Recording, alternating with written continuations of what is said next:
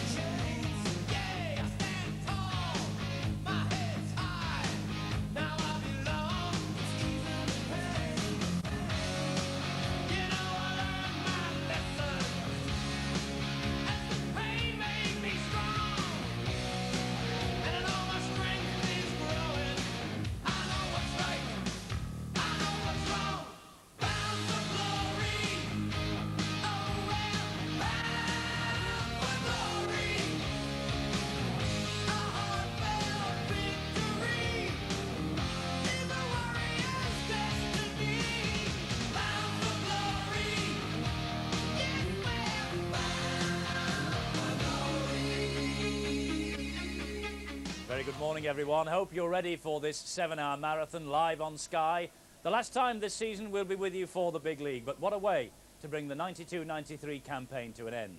Between now and 6 o'clock, no fewer than 3 trophies will be won and lost. And the big question, of course, is can Wigan send John Money home with a full set of winners' medals? The Wigan Saints showdown is a long way down the track, though. In fact, let's plan your day's viewing for you now. At 11:45, it's the Academy final. That's Hull against Warrington. To be followed at 1:30 by the divisional final as second division champions Featherstone Rovers take on Workington Town. They are the first and last third division side to reach this Old Trafford finale. And then at 3:30, the big one as Wigan face Saints for the 6th time this season. It's honours even so far, so today, winner really will take all. Well, that's the way the day looks, but let's now take you below stairs of this truly magnificent Old Trafford Stadium. Steve-O will be joining me up here in the studio shortly. But just now, he's sampling the atmosphere in the dressing room area, and he's going to take us on a tour of the places that the supporters rarely see.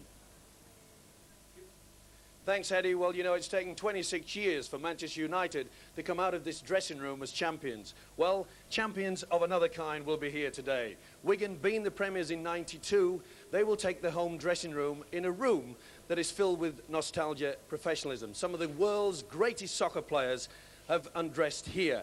Bobby Charlton, Dennis Law, and of course, the great Georgie Best. And joining us, talking of greats, Andy Gregory, thanks for joining us today. Andy, you've been here, you've done that. What's the feeling of the players when they move out of this dressing room? Obviously, the nerves will be playing a big part. All week, the coaches have been on the training field. All the moves that they want to get them drilled into the players. Let's get it done today. It's the last game of the season. Obviously, Wigan will want to go out on a high. And Saints, you know, they've not won anything this year. They beat us last week in the semi-final. They'll be going out to end the Wigan domination. Now, a lot of nerves play great parts. As you walk through this corridor towards the tunnel, St Helens just on the right-hand side. How do you think they'll be feeling about the just before the kick-off? They'll be nervous. It's a big game. There's 40,000 people out there. As you're in the changing room, as you're in the tunnel, you can't really hear the atmosphere, the noise, but you know the people are out there. Wigan's been in so many finals in the last couple of years. They know all about it. But it's going to be a tough one today. Even though Wigan are a depleted side, St Helens, I suppose, would come into this game perhaps the favourites. Yeah, obviously, Wigan, the great players, you know, the likes of Dean Bells, Andy Platt, they're going to be missing today, and I think we're going to miss them. But also, St Helens, you know, they've always been the bridesmaids, and are they going to do it today? It's Wigan's got the players, the young Andrew Farrell, Mick Cassidy, Sam Panapa playing in the pack. It's going to be a big job for them. So it's just on the day, if the players get stuck in, which obviously both sides are, it's a local derby, you never know what might happen. Now then, this tunnel, it's obviously going to bring a lot of nerves to them. You've walked out here. What's the feeling? What goes through your mind as you walk out onto the pitch there? Well, this is the first time, actually. There's a little glint of daylight at the bottom, and this is when you can hear the crowd.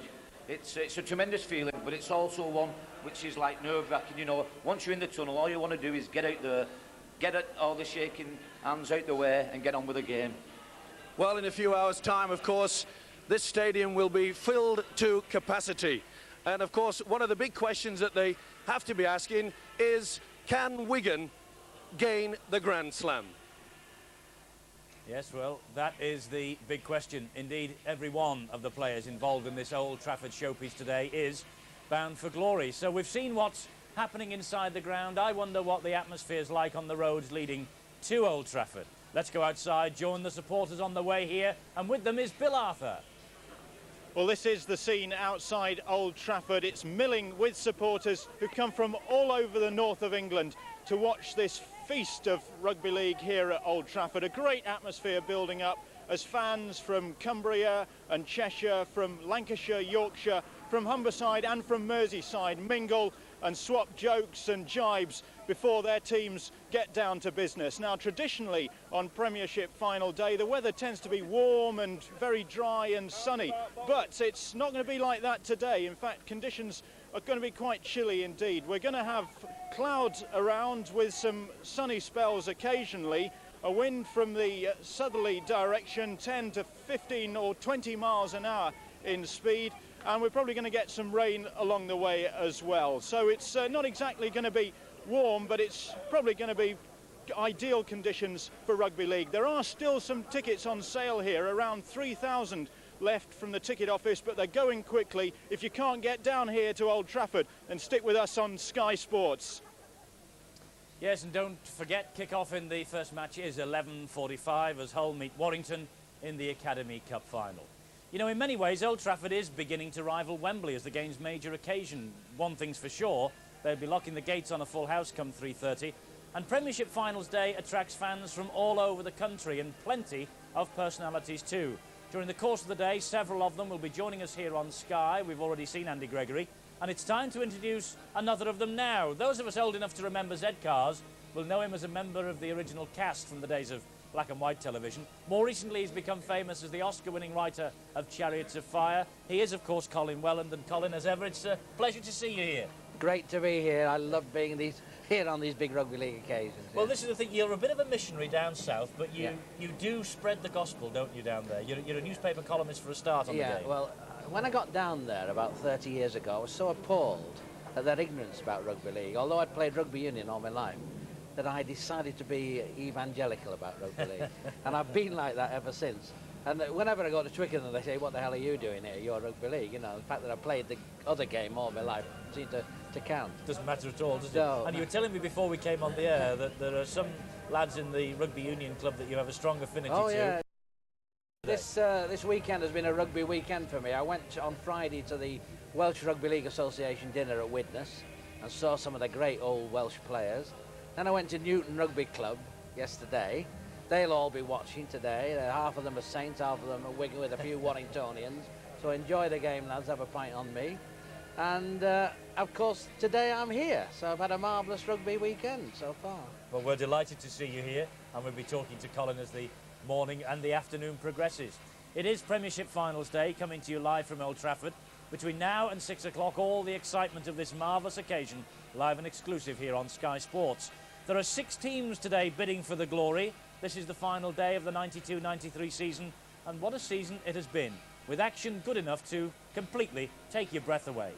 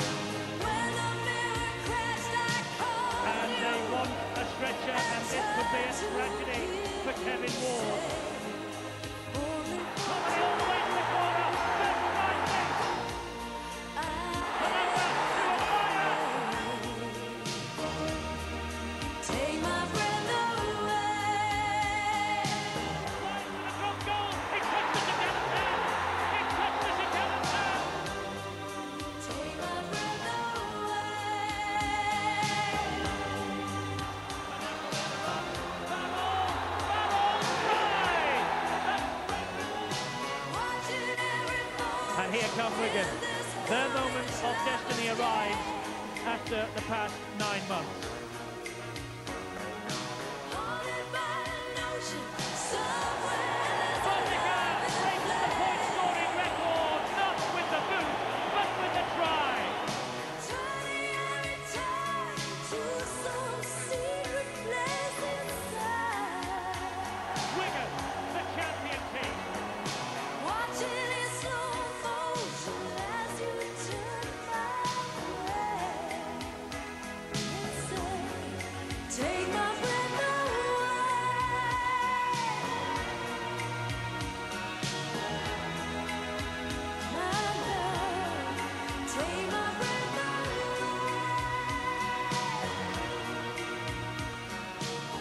Yeah, so we're well on the way here at Old Trafford now. Colin Welland, as you've seen, is with us. So too Andy Gregory. We have some more famous rugby league folk planning to join us too. That's just a taster of what promises to be a wonderful day here on Sky. Coming up after the break, we look back to the glittering Man of Steel night held here in Manchester on Friday, and we'll continue the build-up to the matches to come.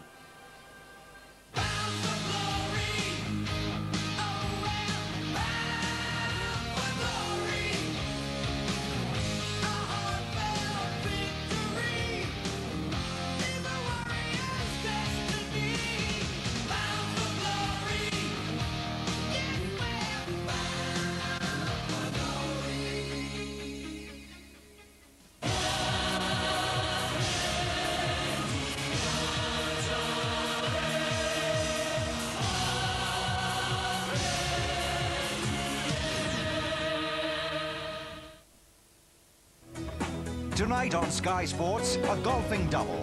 We start at 6:30 with the final round of the Spanish Open, and that's followed at 9 by live and exclusive coverage of the Byron Nelson Classic, the latest round of the US PGA Tour. I've enjoyed the odd nut round noon in Rangoon. I have nuts with this bird for tea on April the 3rd. But now, at last, there's this great nutty taste for breakfast. Kellogg's Nut Feast, a delicious combination of crisp wheat flakes, crunchy nuggets of peanuts, hazelnuts and almonds. To be brief, it is a nutty taste beyond belief. Good grief. Kellogg's Nut Feast for people who are crackers about nuts. So the delicate flavor of sun-ripened cherries won't escape you. And the taste of ripe, juicy peach and exotic maracuya isn't lost. We add generous lumps of real succulent fruit to the rich, thick yogurt in a Muller Light. And all we subtract is simply the fat. Muller Light from Muller. Less than 100 calories, made to taste like more than 1,000. Imagine a world full of fresh ideas, with ice on command. A silent world that always sparkles. Instant heat. And ovens with the power to microwave. Imagine the world of Whirlpool. Whirlpool brings quality to life. just when I need someone to love me, just when I think the world's too cold. Sheba. Delicious pieces of meat, carefully selected and prepared in the way your cat will love. There you are in my heart, standing by me once again. Sheba. Recipes prepared with love. You had to eventually go get yourself a white girl, didn't you? Wesley Snipes and Spike Lee in a film by Spike Lee. Jungle Fever premieres Saturday night at 10 on the Movie Channel.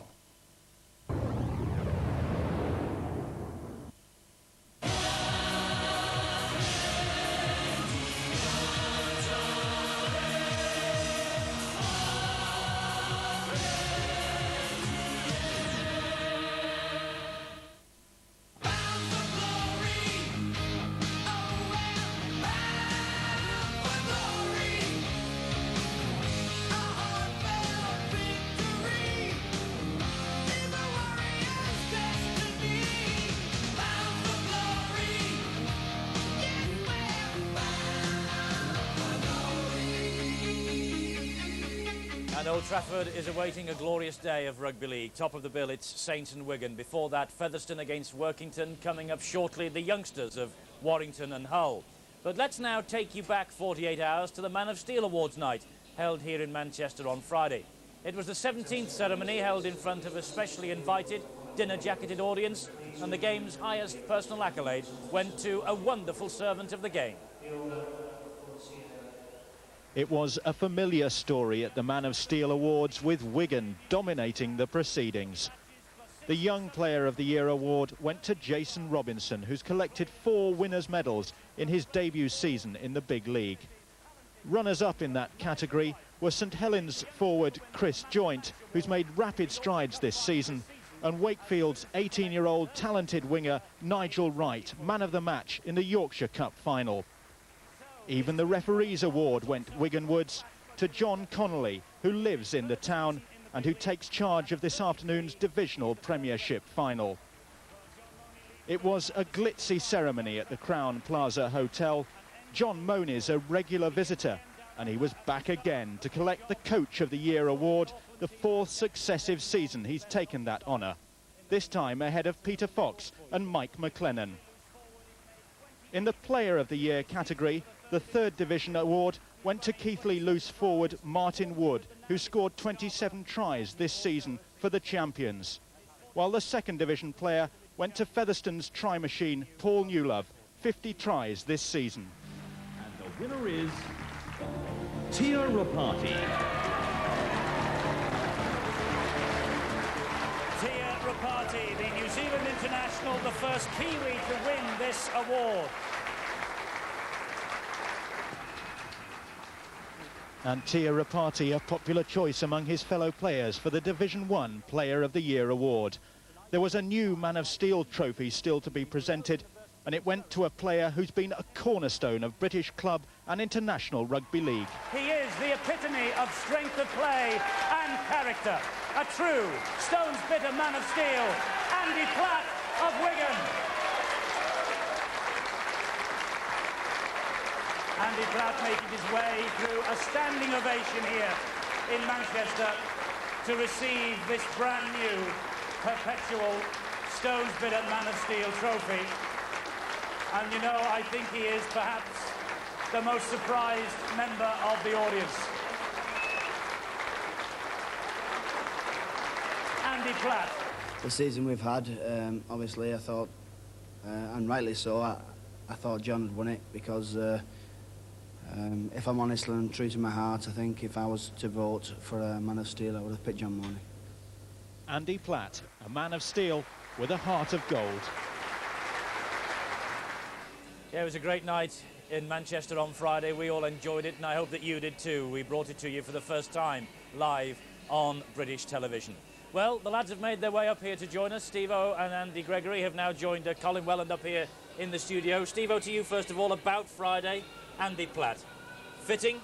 I don't think anybody could complain about it. I know a lot of people was surprised, but he's been a real servant to our game of rugby league. He's a cornerstone of the Wigan pack, A shame that he's not on view today, but I don't think anybody could argue about it. What a great night, though. Tremendous. You enjoyed it, I think, didn't you? Always, yes, I certainly did. Just a touch. Somewhere down the line. Andy Gregory, great to see you up here. Thanks for coming up and joining us. I mean, bittersweet for you in many ways today, isn't it, with Wigan being here? Yeah, that's true. It's been a longer season up at Leeds. Last weekend, we wanted to finish the season off in style. You know, great occasion here, 40,000 people at Old Trafford. But Saints on the day just pipped us. Obviously, you know, watching Wigan win the 4 trophies, and who knows, they might make it 5. It's not been a great season for me, but I made a decision and I'd stick by it. Well, you've said that all season, but you will be delighted to be here, won't you? Because you're a big Red, you're a big United fan. Yeah, that's true. I've been quite a few of the games this season, and it was a tremendous atmosphere when United beat Blackburn to clinch the title. But hopefully today the weather holds off and we should see 3 cracking games of rugby league, I hope. I noticed earlier on you were tipping Saints. Where are your allegiances today?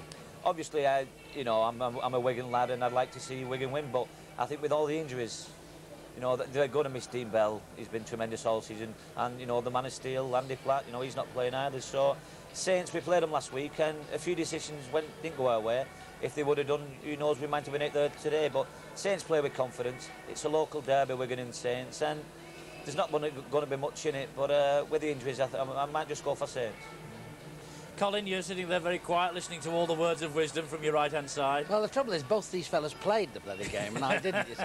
I've only been a watcher all my life. Well, you can tell that just by looking at the 3 faces. You're the He's got a bigger neck than me, though. But now it shows you how old Colin is. Actually, go on, say your father lifted me up. No. But I don't believe there's such a thing as a depleted Wigan team. You know, they seem to snatch them out of nowhere, don't they? I mean, this lad... Farrell, is it? Andrew Farrell, yeah. What a player. Tremendous, yeah. 17. I mean, it's the sort of player we've hoped would emerge, you know, for the international team to take on the Aussies, doesn't it? Well, that's a quality, I feel, that the way that the academy has brought these players to it. I really feel it's been a tremendous thing, and I'm glad that the final of the Academy Cup final is here today. What There's been a lot of argument about this academy, but I think it's a great idea. I mean, you can't... All due respect to amateur rugby league, but you can't leave the future of the game in the hands of amateurs, really. You've got to let the professional setup get at the young kids.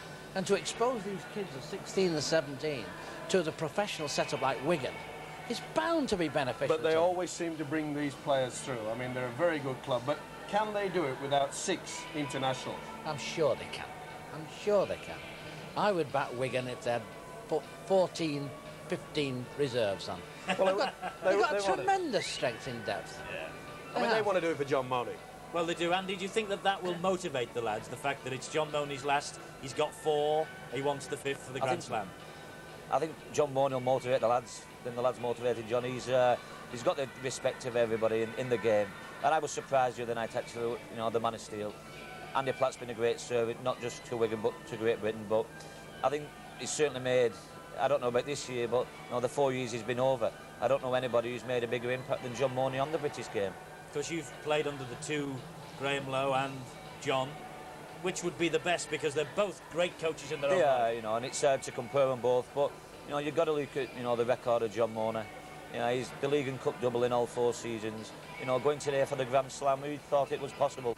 John's made it possible. He's got great players, and like Colin says, you know, it's great to see the academy final here. And last year, Andy Goodway's Wigan Academy, when he was the coach of them, in that side was Jason Robinson and Andrew Farrell, both of them playing in the big final today.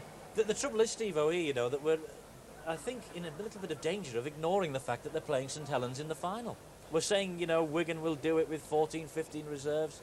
Saints are going to have a big say in this, aren't they? Of course they are. I said it on Boots and all, that on paper, the way things are going, St Helens should win.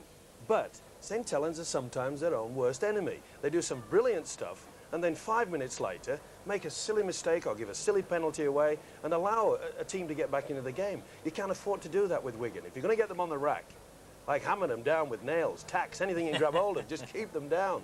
And I'm afraid that St Helens at times just don't have that professional edge to just give that knife in when it's needed. When they did, they slaughtered Wigan. Yeah. I mean, I still have that tape. I show it to all the rugby union that's down south as a perfect example of rugby league. When they beat them on Boxing Day. And they never dropped the ball. They dropped the ball twice in the second half, St Helens. There wasn't a scrum with a Wigan feed in the first half. Wigan never saw the ball. Well, it was raining that day. If St Helens can do that today, I mean... Well, I hope so. I think we're in for a cracking game. Should be a belter, should really be. As I was going to say, it was actually going to be raining on that Boxing Day when Saints beat Wigan. Today there are a few grey clouds over there, but Old Trafford looking absolutely magnificent. Coming next then, we turn the spotlight firmly on the Academy final. The youngsters, of course, Hull and Warrington, they take centre stage. The teenagers then get the big league treatment after these.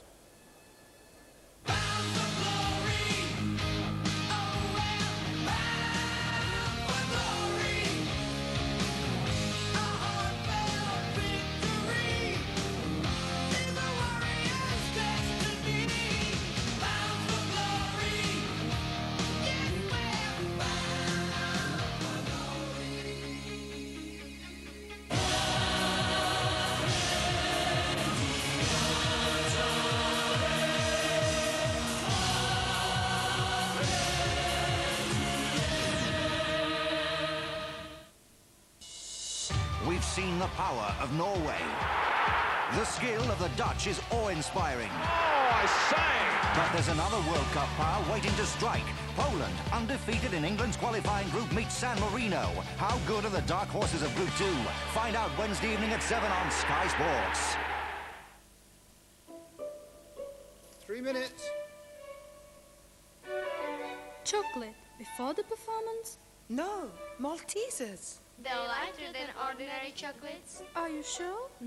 Maltesers are made of millions of crisp, tiny bubbles, captured in delicious chocolate, so they don't fill you up. The theatre's full. A damn nut. Maltesers, the lighter way to enjoy chocolate. Find a mint like this in a pack of polos and you've won £1,000. So, whatever you do, don't... Yummy. Polo, the mint, worth a mint. Now for the good of your dog, improved recipe Pedigree Chum. Specially balanced to be completely in tune with your dog's system, it's more digestible, more enjoyable than ever. Top breeders agree. I recommend the improved recipe Pedigree Chum for all dogs, even for dogs that found it too rich. He's put on body and coat and condition, and he's a happier dog. For fitness you can see in a dog. Improved recipe Pedigree Chum. I want to be able to feed my family. I want to be able to drink clean water. I want to be at school. I want to be home soon. I want to be able to read. I want to be here to see my children grow up. I want to be alive.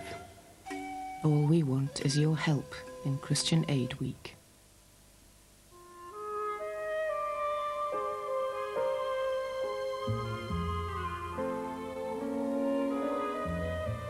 How do you make delicious, creamy ice cream even more irresistible? By wrapping it in a sumptuous coat of Galaxy chocolate. An experience in silky smooth chocolate and ice cream. Now, Galaxy chocolate makes ice cream supreme. Imagine a world full of fresh ideas, with ice on command. A silent world that always sparkles. Instant heat. And ovens with the power to microwave. Imagine the world of Whirlpool. Whirlpool brings quality to life.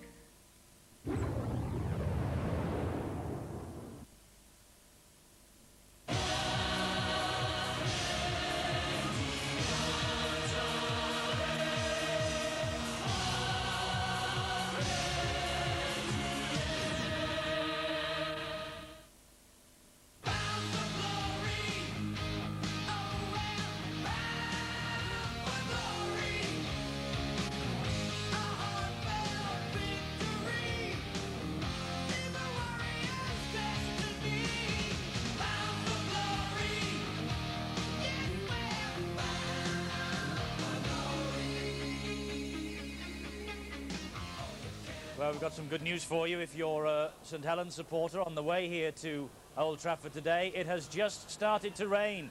Remember what happened in the rain over Christmas? 41 points to 6 it was. But people are turning up here to Old Trafford despite the fact that the umbrellas are up.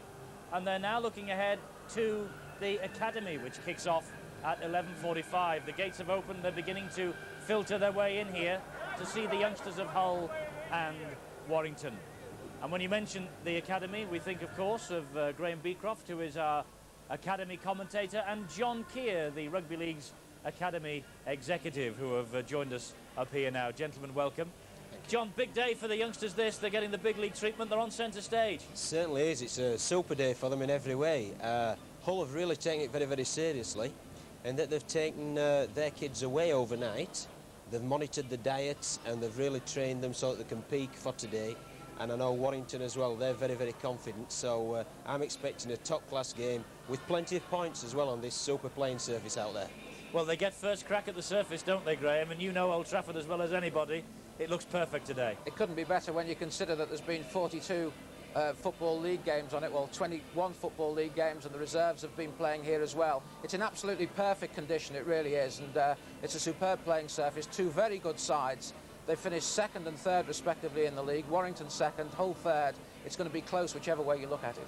But plenty of points, we hope. Let's keep our fingers crossed. So if it is a big day for the top pros, the same must be said then for the players involved in the Academy. For them, it's been a long, hard season too, and for the first time, their skills have been paraded in front of the nation, courtesy of the coverage here on Sky Sports.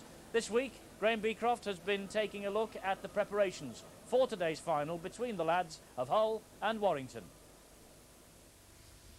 It may not be an idyllic scene and the conditions are far from perfect, but teeming rain or not, the training schedule has to be adhered to for the Warrington Academy. Chris Middlehurst is the Warrington coach. In some ways, he's the poacher turned gamekeeper. He was involved in the players' strike at Runcorn a few years ago when the argument was about the cash the players would get from a bumper cup gate against Wigan. Now let's concentrate and do it properly. Let's go. Now he's instilling discipline into the youngsters who Warrington believe are the club's future. Those youngsters have seen quite a few changes in the town over the last few years. In 1986, Warrington was given new town status. It meant central government funding to remove dereliction and create new employment and housing. It makes Warrington a town of contrasts. New detached housing on the outskirts compared with the old terraces near the centre. The population has increased by 15,000 in 10 years, and there's been an extra 17% employment through the 80s, 4 times the national average. The Rugby League club has gone for a similar formula in the expectation that there'll be a regeneration of the team's fortunes. The club had a well-established and well-known youth policy, but I think this was an opportunity to bring those boys into the professional setting at a much earlier age and to get them under the auspices of the professional coaches.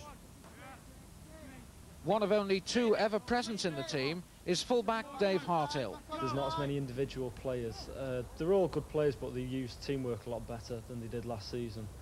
And whereas last year we were basically just a pack side, now we can use the ball as well and use the quick wingers that we've got in the side. Chris Middlehurst hopes his side doesn't freeze on the day and reckons Warrington's 2 wins over Hull this season count for little. There's only been 3 points between us in the 3 games. We won one by 1 point, another by 2, and drew 1. So it could go either way, really. It's going to be a good game, I hope. But whatever the outcome today, Warrington Rugby League Club is convinced that from their academy they can dispel the immediate past and, like the town itself, look forward to a bright future. The Gordon Street School in Hull became unsatisfactory for its purpose some time ago. So the infants moved out and the big boys moved in. Being good at anything is as much a case of mixing theory with practice. The theory is taught by Hull Academy coach Phil Windley. The pupils are the lads who are hoping to go 1 better than last year and make up for defeat by Wigan, by winning against Warrington. Phil Windley's only been coaching the academy at Hull for a short time, but he's found it a rewarding experience. The 6 months that I've been in charge of them, I've been really pleased.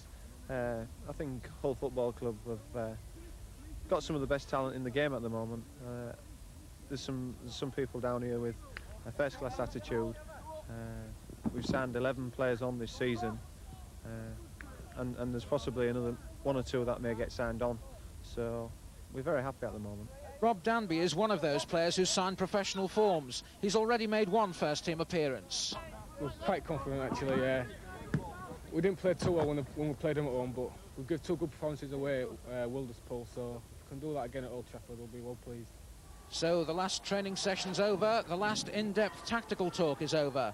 The Hull Academy may be happy that school's out, but their stiffest examination of the season is about to begin. Great stuff, Graham Beecroft at the 2 academy teams. It's Hull and Warrington, of course, and Steve-O.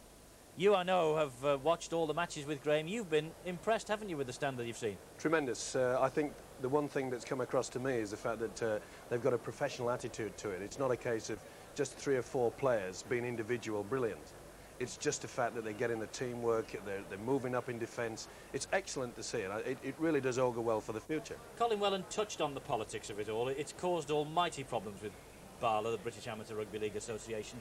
But he's right, isn't he? You can't let the future of the game be run by anything other than the Rugby Football League. Well, yeah, they've made giant strides, and as yet they haven't shaken hands and said, well, let's get on with it. And I think that perhaps a bit of this hot sun during the summer may just get through some of the brain cells and perhaps get it all sorted out so that we can start 93-94 season with a real bang, because I'm telling you, some of these kids that you're going to see in this game are tremendous, and it won't be long before they'll be following the likes of Andy Farrell and Jason Robinson in the first grade. Be fantastic, won't it, Graham, if that is the case, that these lads go forward and play in the first teams. As you hinted in the piece there, there's 1 or 2 of them who've already tasted the big league. Very much so, and they show remarkable maturity. That's the thing about them. I mean, all these lads, just to let everybody know, remind everybody, are under 19 on the 1st of January. Some are as young as 16, yet they really do show remarkable maturity. They're well coached, they're well drilled. It's marvellous to watch. John, we talk about the way the pros will approach this day. You've said that, you know, the youngsters of Hull have been taken away for the night, diets have been monitored. They must be looking forward to it themselves. It's wonderful for them. They certainly are. I've been in the dressing rooms with both teams prior to the game today, and they are very, very wound up, but they all know their individual roles. There's no doubt about it. They've prepared superbly, and I think we're in for a super day and a super game to kick off with. Let's hope so. We're all looking forward to it. The scene then is just about set. Coming up, we have that Academy Cup final as the talking up here temporarily stops, and we take in the first action on this Premiership Finals Day. Hull meet Warrington in the first ever Academy final on British television after these.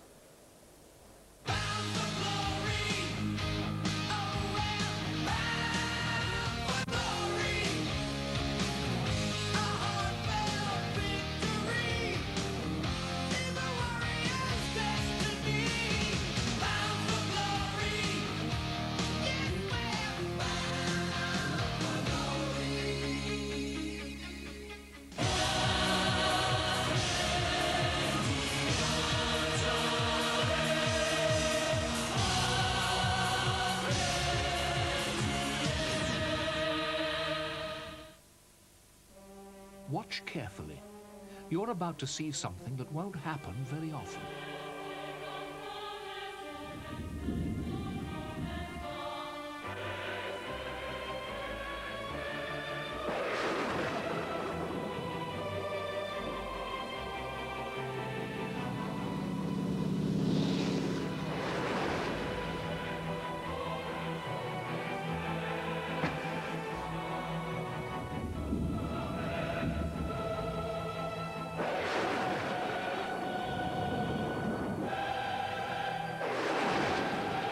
Incredible, wasn't it? A new Rover 600. Cars built this well are few and far between.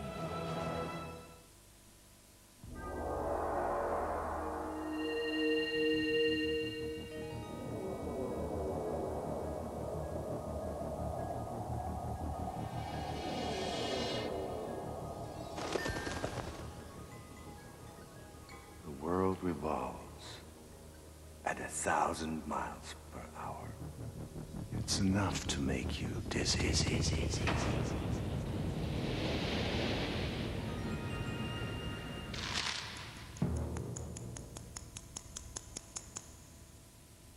Talk amongst yourselves. I may be sometime.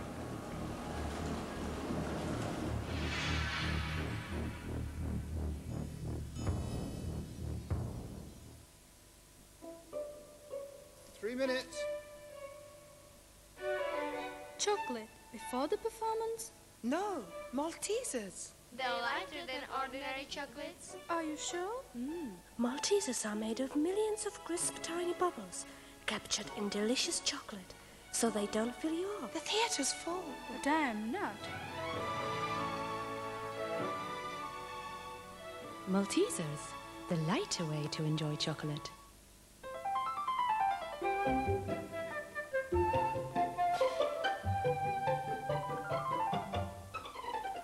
Because you love him, give him Caesar. Choice cuts of fine meats, carefully prepared, with all the vitamins and minerals he needs. Caesar. To love him like he loves you. They've tight security. A cool crew. What's your temperature reading? 98.6, sir. A helpful hostess. Oh, sir, you should really put that case in the compartment above your head. I'll keep it with me. Well, I can help you if you can't get it up. Sound assistance. Get me a complete file on everyone who's seen The Sound of Music more than 4 times. There's more, but I'm sure you'd all be bored by it. Classic cosmic comedy with Airplane 2, the sequel, tonight at 8, Sky Movies Gold.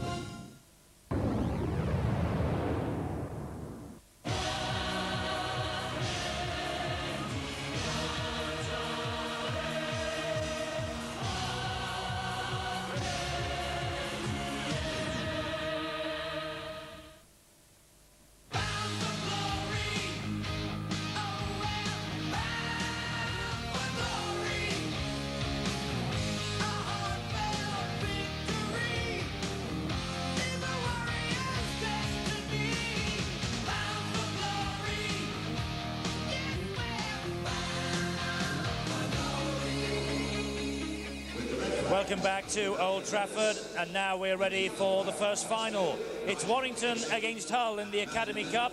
Your commentary team, John Keir, Rugby League's Academy Coaching Executive, who's alongside the usual pair, Steve-O and Graham Beecroft. So, Wigan are the Rugby League Academy League champions. Who's going to be the Academy Challenge Cup winners? Hull beat Warrington in last year's Challenge Cup semi-final. Can the Wires get revenge? Or will it be Hull to go one better, so to speak, and lift the Academy Challenge Cup after losing last year's final? There's the Hull side. Sam Wilberforce is the fullback. Shane Foster, Craig Adams, Kevin Gray, John Aston and Rob Danby. Then it's Mark Hewitt. And the forwards, Lee Fraser, Gary Duke, Matt Murray, Gareth Cochran, Lee Markham and Jess Cassidy. And 13, Iestyn Harris. The Warrington side, Dave Harthill, then the three-quarters, Justin Leach, Jonathan Roper, Jimmy Cowan and Chris Eckersley. The half-backs, Mike Wainwright and John Huff. The forwards, Craig Kerr, Colin Hodkinson, Paul Foster, Barry Moxham, Stephen Heaton and Iestyn Harris. 3, Craig Adams. 4, Kevin Gray. 5. And the substitutes, there they are, Mark Danville, Scott Jackson, Matt Hodgson and Paul Asquith for Hull. And for Warrington, Tony Cottam, Craig Appleby, Andy Charlton and Paul Milligan. 10, Matt Murray. And there is Mark Hewitt, the captain of the Hull side. He's the playmaker. A lot will revolve around exactly how he plays for them. And the Hull substitutes at 14, Mark Danville. And there, the number 10 for Warrington, Paul Foster, who has had something of a shoulder injury this season, but he's showing his very best form now, and he's in superb tackling form. There's the referee, Andy Stelfox, who comes from Blackpool. His touch judges, Ian Devaney from Widnes and Nigel Dickinson from Huddersfield. So, although Old Trafford still filling up, still a big crowd for these youngsters. Under 19, don't forget, on the 1st of January this year. So Warrington getting possession early on. Wainwright, the man with the ball. Leach is the dummy half. Already Hull up very quickly indeed with the tackling, trying to start well. Good tackling once more from Hull. Nerves obviously going to take a big part in this opening 10 minutes. Huff tackled. That's Hodkinson. That's Foster. Fraser helping to do the tackling for Hull. 5th tackle. Wainwright with the kick. Deep into Hull territory, but it sits up nicely for the fullback Wilberforce, but Warrington up very quickly early on. Nice kick and chase there by the Warrington side.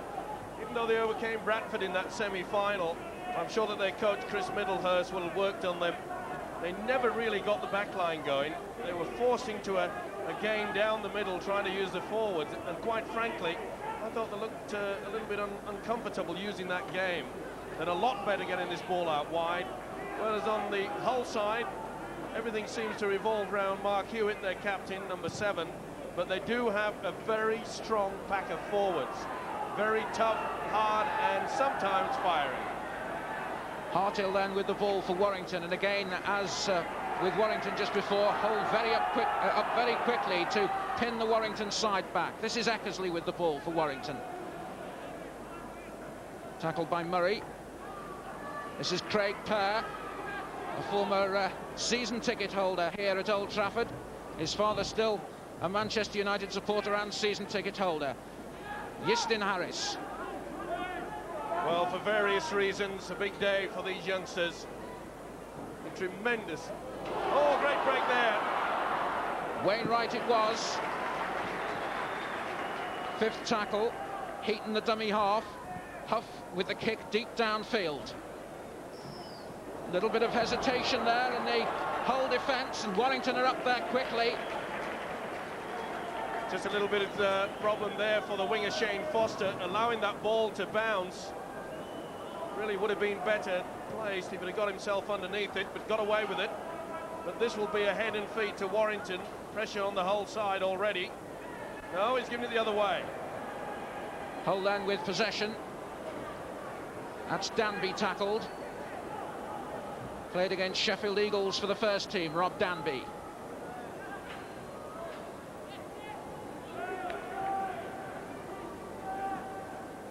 Duke, the dummy half. That's Wilberforce, the player in possession.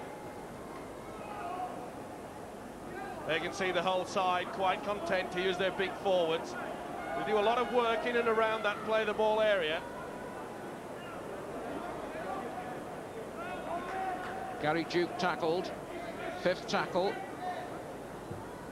There's Hewitt again with the kick downfield. Just had enough time to look up and aim for the gap between the 2 men furthest back. Hartill takes it for Warrington. That was a sensible kick there by Mark Hewitt. Didn't want to find touch, just to push it into the corner, make sure the chasers had plenty of time. Heaton, only 16, good run by Heaton for Warrington.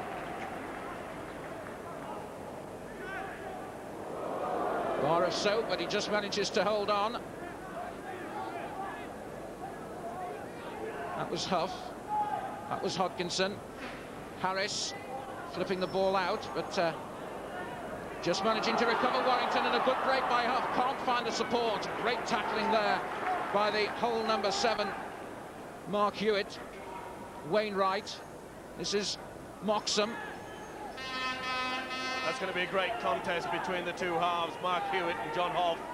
They really are live wires, get involved in the game all the time. Wainwright with the deep kick.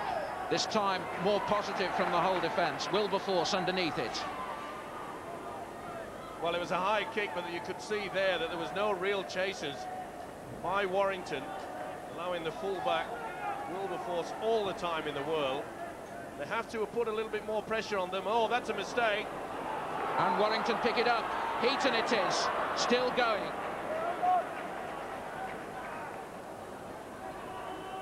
It's Wainwright. 5 minutes gone.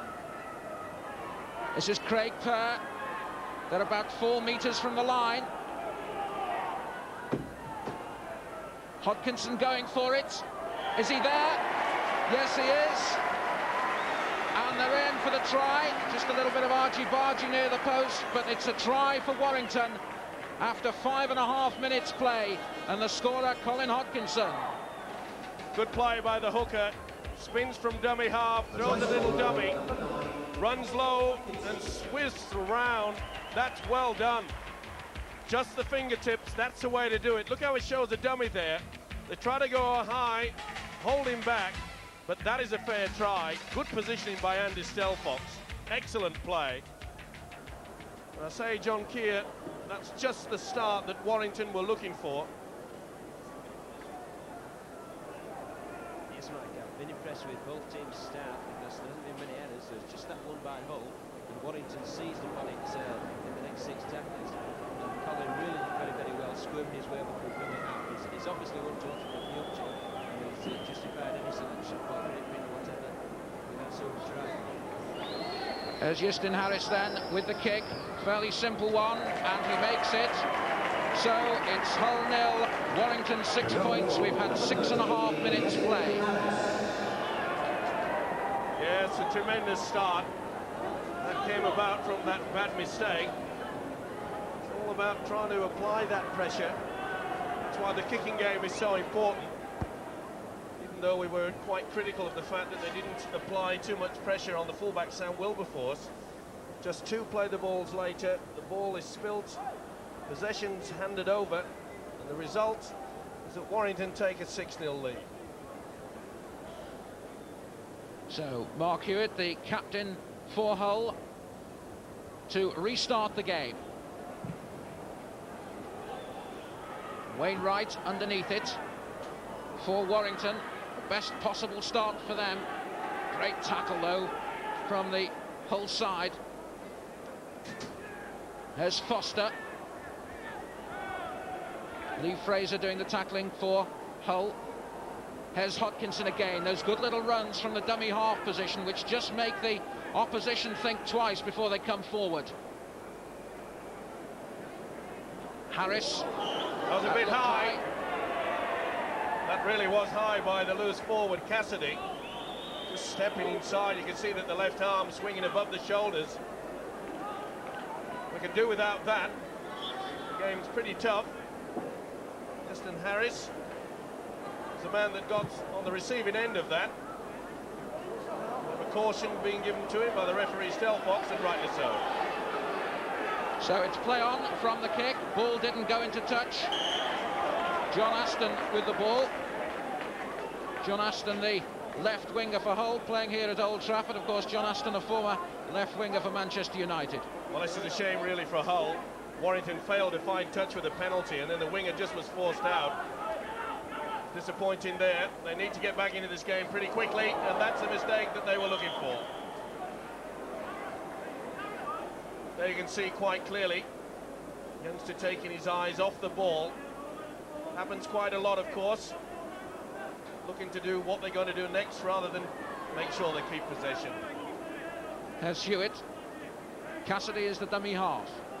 Ball flipped on to Markham.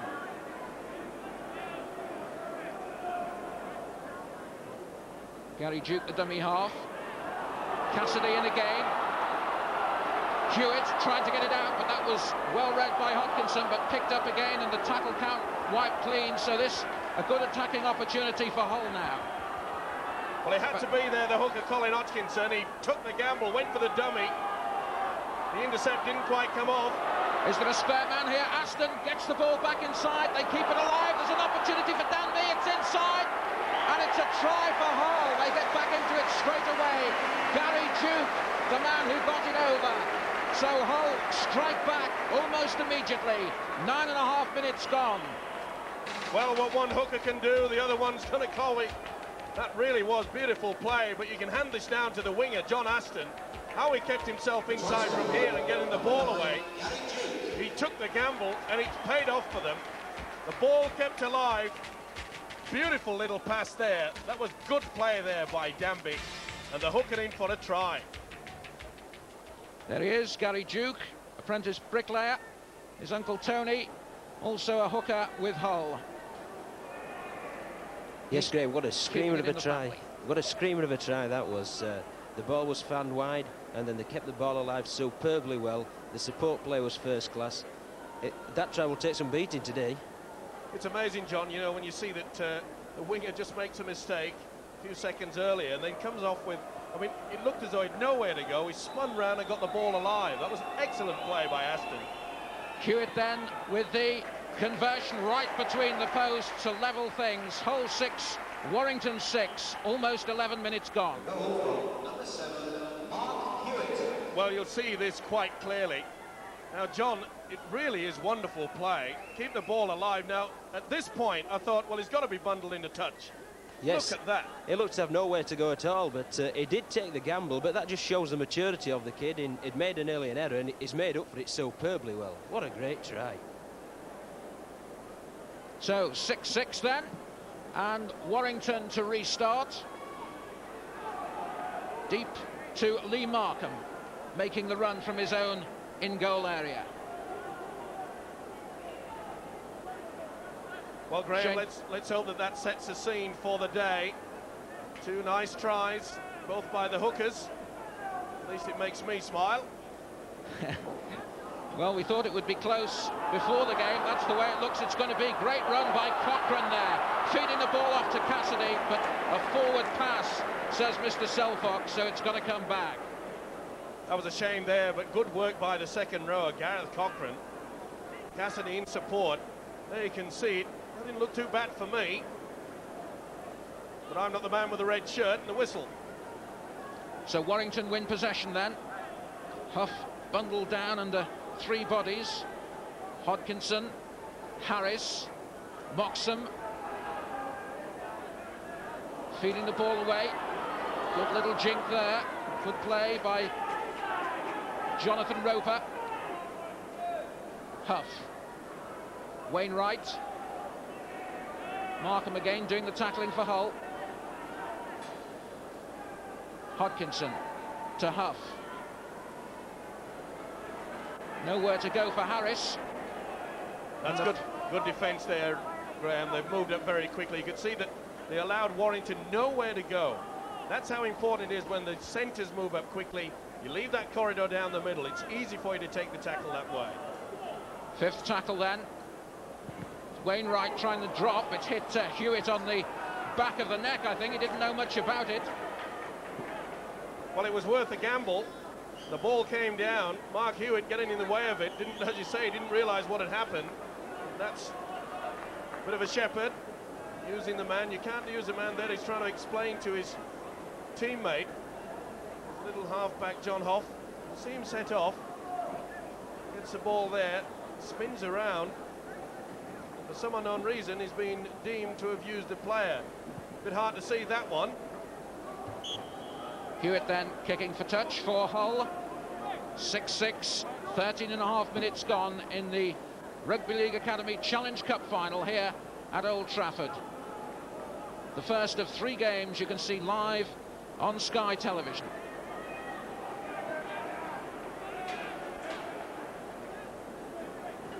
Duke tackled. Hewitt inside looking for Danby. Harris got a touch on the ball, so the tackle count wiped clean. 6 more for Hull. Hewitt. Good little jinking run there again by Cochrane. Markham chiming up. They do play this forward game very well, the Hull side. You'll notice that they run through, then try to get the ball. Sorry, Mike. Try to get the ball back inside, Graham. Great run this for Hull. They've got support as well, but Warrington just good enough there.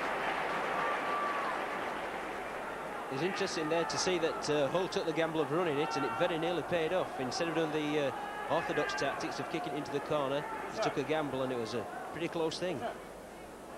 It was indeed. Warrington just got there in time. Swinging arm. That really wasn't called for by the hooker, Gary Duke. You see him just sneak one in.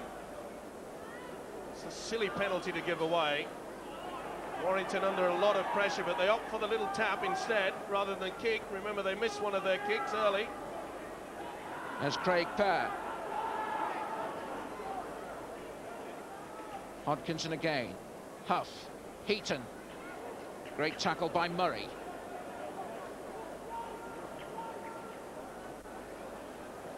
Hodkinson again for Warrington.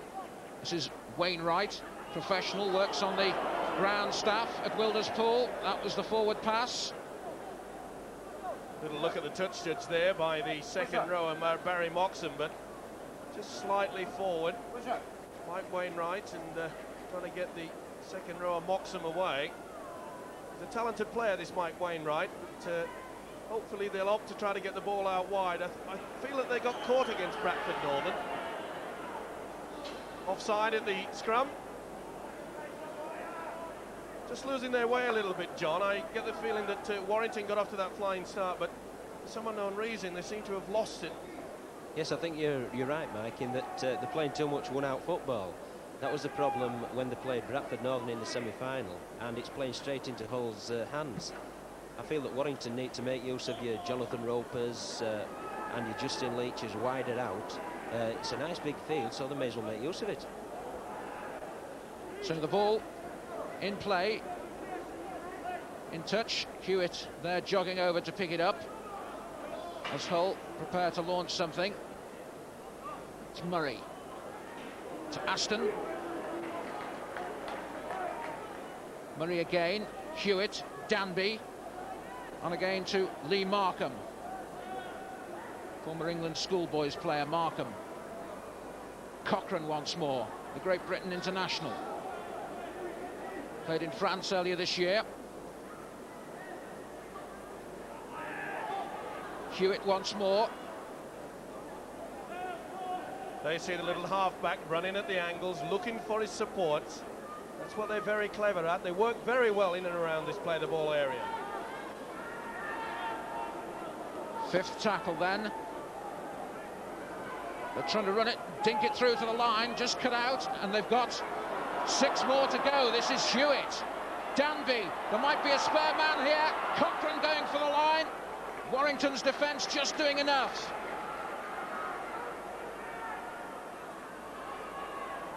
Good run from the angles and strength as well from Murray, just held up. Half a metre from the line. Ball in the air. Can Heaton take it for Warrington? No, he can't.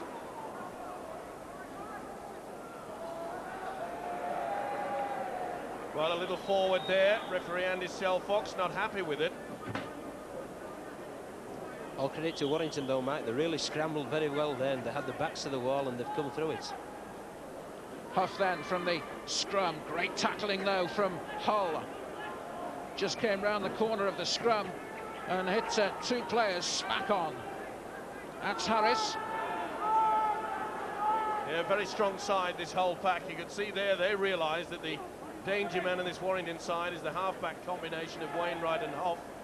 They've given them a lot of attention in this opening 15. That's Roper. Hodkinson. Wainwright getting a good run, hoping to push Warrington out of their own half. They've been penned in that half of the field for quite some time now. Harris bangs it through, but to no great effect. Straight to Aston. He belts Leach to the ground. They look to be gaining in confidence, this Hull side, even though the score is still Hull 6, Warrington 6.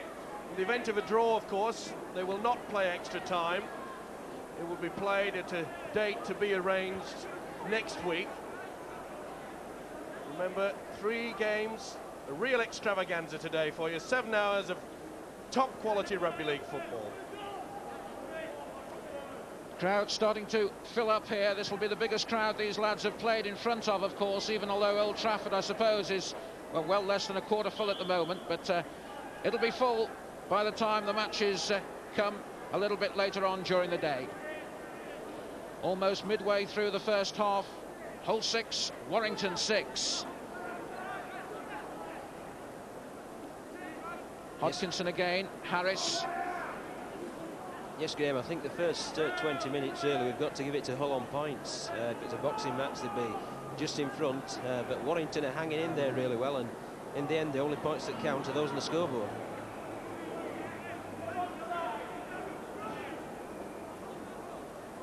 There's Wainwright, just trying to slow things down just a little bit, but he was pounced on there from behind by Danby. Roper kicking forward. Comfortably taken there, though, by Craig Adams. Good positioning by the centre, Adams, there. He realised that the kick was on. Hadn't moved up quickly in defence. Hang back, just in case. Know that the kick's going to be coming to him.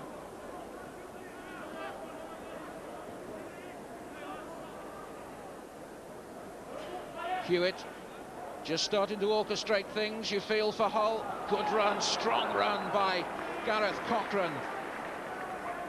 He's had a strong first half, the second rower Cochrane. That's the third strong run he's had. He's causing a lot of problems. He likes to go on the wide run at the angles.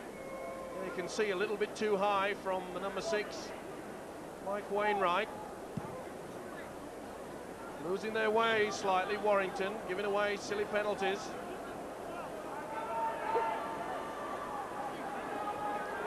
So it's Gary Duke then with the tap.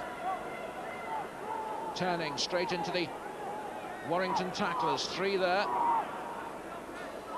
Well, Craig Kerr, rather an orthodox tackle.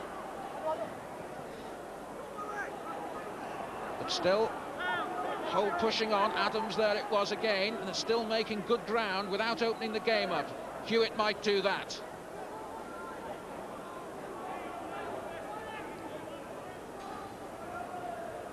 This is Danby.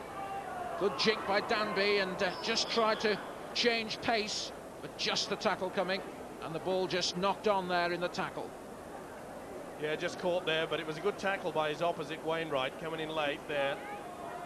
Ball just shuddering away for the knock-on. But they're beginning to find these gaps in the Warrington defence, especially with the little runs from the captain, Mark Hewitt, and from the half-back, Danby.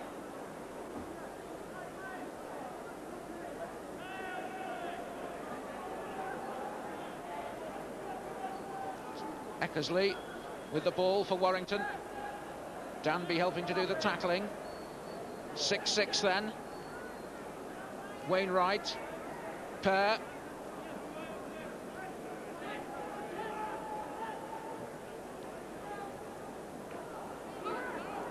Moxham tackled. Just getting the ball away though. Heaton cutting inside. Good run by Heaton. Nice play by the second rower there. You can see he's quite a talented stepping player. His opposite number, Cochrane, caught for holding down. You see the run by the second rower. Good tackle, but they never allowed him to get up and play the ball. Cochrane wanted to get on with the game pretty quickly. You can see that just laying all over the top. Once you've done the tackle, you're supposed to roll away, give the player with the possession to the chance to play that ball.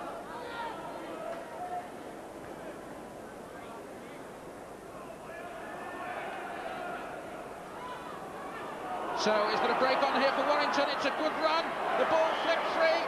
Hodkinson tries to get it back. But a forward pass there. And a few words of wisdom from the hooker, Colin Hodkinson. But this was a run. Tremendous play by the little halfback, John Hoff. Didn't like it, didn't the hooker? That's plenty to say. Not like hookers, is it, John? It's part of the course, Mike, but really his team can't afford that. They've worked their way right the way to the Hull line, got into the 20-metre zone. They've still got tackles left, and then Collins just he's opened his mouth there, and even if he doesn't disagree with the decision, Andy Selfox isn't going to change it. No, we saw in the semi-final against Bradford that at one point in that second half, Bradford were allowed to get back into the game, mainly due to the fact that it was on 2 occasions that Hodkinson was talking back to the referee, gave away those penalties. That's right, and that's part of his education that he'll have to come through it. He'll have to learn to stop doing that. It's as simple as that. Aston tackled. A bit of slackness by Hull, almost the first time they've done that in the game, but Hewitt picking up the pieces. Maurice Lindsay on your right and Bob Ashby on your left, Chief Executive and Chairman of the Rugby League respectively. Interesting spectators here for the Academy Challenge Cup final. 6-6 it is then, with Hull pushing forward. Markham tackled on the halfway line. Danby with the kick through, but Hartill is aware of the possibilities. Sweeps up well. Dave Hartill. Just a little bit too strong there. The idea was good. Warrington did not have a sweeper, but the full-back Dave Hartill moved up very quickly. Good position there. And that looked like a little short, sweet jab from the Hull from forward. Matt Murray wasn't seen by the ref. Wainwright slung to the ground. Hodkinson to Harris. Good strong run by Harris. Still going. Feeding the ball to Eckersley. Hodkinson looking around. Just managing to grab the ball. Harris with the dummy, which he uses so effectively. Is there something on here for Leach down the right-hand side for Warrington? Fifth tackle. Roper, the dummy half. Angled kick into the in-goal area, and an error over there by Shane Foster, spilling the ball over the dead goal line. This was a beautiful kick by the loose forward, Eston Harris. But you can't really blame the youngster there. Shane Foster, he had his back to the opposition. He had to take the gamble. And the gamble was to make sure safety first always comes first in my book. He didn't know what was coming and bearing down upon him. So Warrington then, with 6 tackles to go. Hartill with the ball. It's interesting as well, Graham, that in that previous 6 they were doing what we're asking them to do, and that the ball was moved wide. Harris made the bust, and then he moved the ball wide, and then put a good kick in, and Hull was pretty stretched when they did that. Huff, Wainwright again. Leach getting it out, just managing to keep the ball alive. Well taken by Leach at full stretch. Roper. Huff tackled, although they're keeping it alive. This is Heaton still going.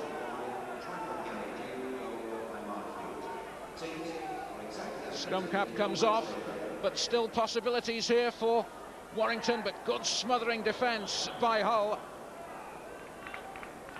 Well, a big number 6, Mike Wainwright, trying to keep this ball alive. That really was good attention from the Hull defence. But they are being forced down the middle, and that's mainly due to the fact that the Hull's defence is very quick to move up out wide. He likes to slow things down, does Wainwright, but they seem to have the measure of him. Good play again by Hewitt. Always aware of the possibilities. Great strong run this by Cassidy. Now, has he got the support with him? Still things going. The referee getting slightly in the way, but definite possibilities here for Hull. They tried to get the ball out wide, and they just couldn't feed Craig Adams. So Eckersley coming back for Warrington, but it was a great break through the middle by Cassidy for Hull. Oh, that was wonderful play by Hull. He showed some real speed to the loose forward. Cassidy making the break. This is the mistake here, coming in a little bit late, over-enthusiastic of the Hull defence. It was the winger Shane Foster that's been penalised. That really is a shame, because Cassidy was involved in that move twice.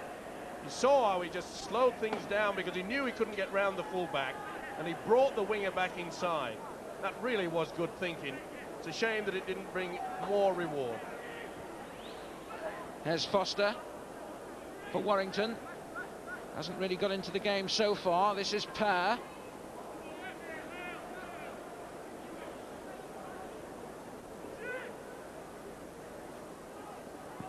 Looked a little bit forward, and the referee thought so as well. Well, that was a basic mistake. Wainwright saying no. Well, you see quite clearly on the replay, it's a good yard forward. And I hate to say, I'm afraid that Warrington are losing their way. Got off to a fine start, of course, by the try from their hooker, Colin Hodkinson. But from there on in, it's really been Hull slowly but surely taking control of this game. Wilberforce, their fullback. 10 minutes to go to half-time. Still level pegging. Here's Aston with the chance to run. Well, that was a forward pass. It wasn't an accurate one either. So it's Warrington possession. Leach.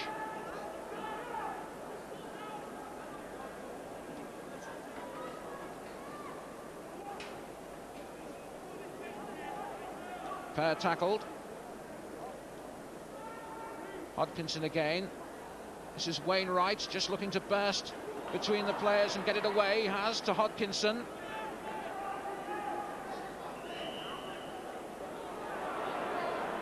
Well, there you can see that Warrington just losing their way a little bit in the excitement. They nearly got sucked into it. There's no doubt about it. There's a number 7 Hewitt crawling all over him, but they can do without Paul Foster coming in and throwing things like that. That just shows a lack of concentration and discipline, and that could be costly. And it looks like Andy Stelfox, referee, calling back the old skipper, Hewitt. Just had a few words to him there, and rightly so, just calm things down. So, Hewitt being spoken to, and the end result of all that is that Justin Harris is going to try and kick a penalty here. It's from a long, long way out, but very little wind inside Old Trafford. It's a good position, certainly. Harris has been extremely accurate this season. He's kicked 90 goals already. 91 could be crucial. It could just send Warrington in at half-time with a slight advantage.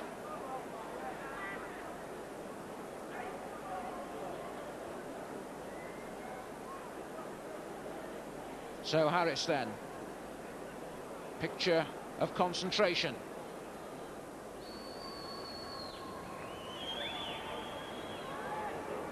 There's the kick from Justin Harris. Has it got enough legs?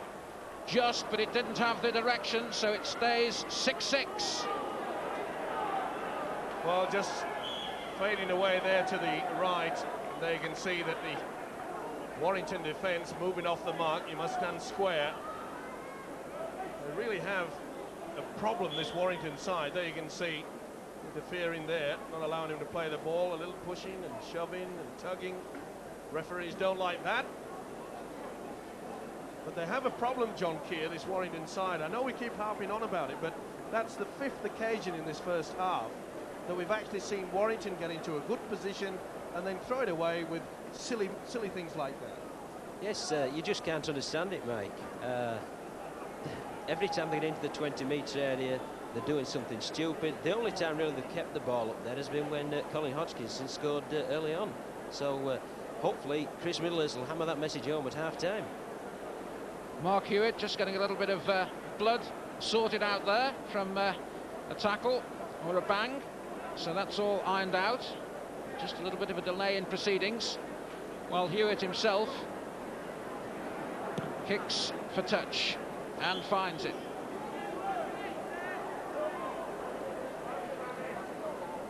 Encouraging his players as well, the whole captain.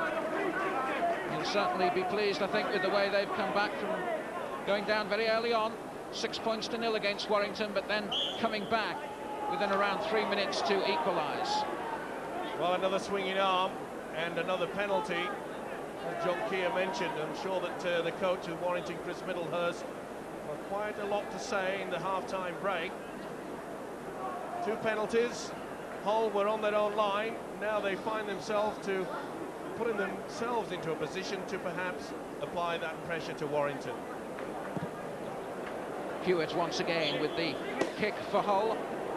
Beaten in last year's final by Wigan, hoping desperately to go one better. As you might have heard earlier on, they've been on a special diet and they've had a special training schedule as well. They stayed overnight at a hotel in Cheadle, so they didn't have to travel all the way from Humberside to this game this morning.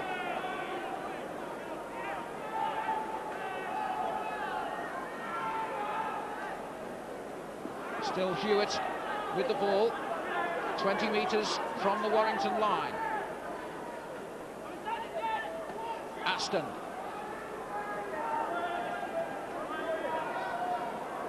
Duke the dummy half to Hewitt. Danby. Cochrane almost making the break.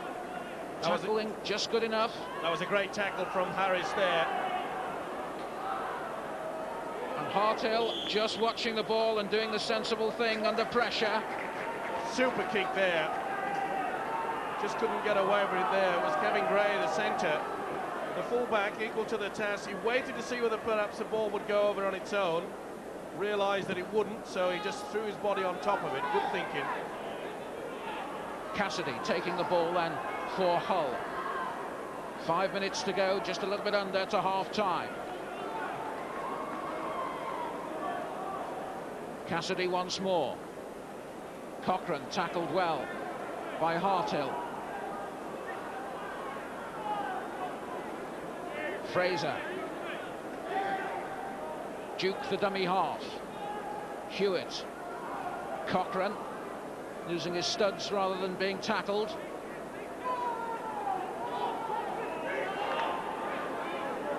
Cassidy looking for a little angle. Warrington defence pushing up well. 5th tackle. Attempted drop, but under pressure from Hodkinson, the ball going just wide from the boot of Gary Duke. Well, it's good thinking by the hooker, but not the best attempt, is it? Well wide. Not much for the referee to make a decision on there, but at least, and there we see another silly penalty. I'm afraid that the referee, Andy Selfox, will have to start being a little bit more sterner, perhaps. Production of a yellow card may do the trick. Wainwright tackled then. Moxham.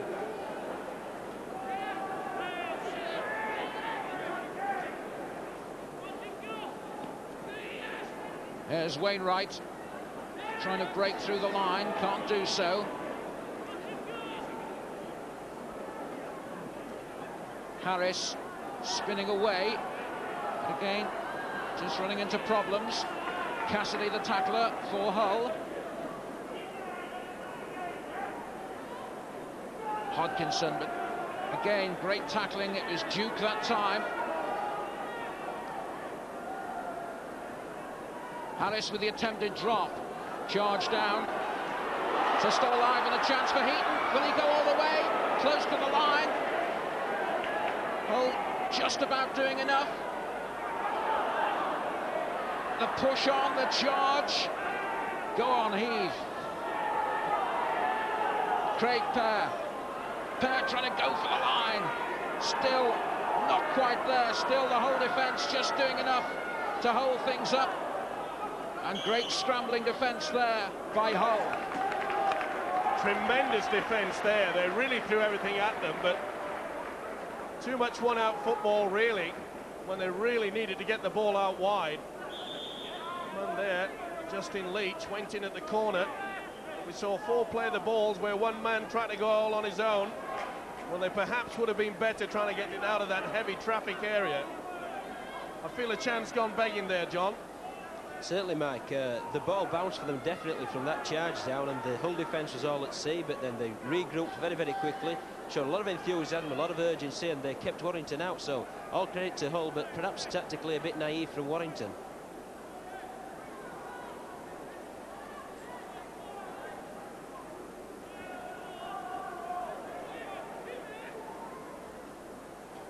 Minute to go to half-time then.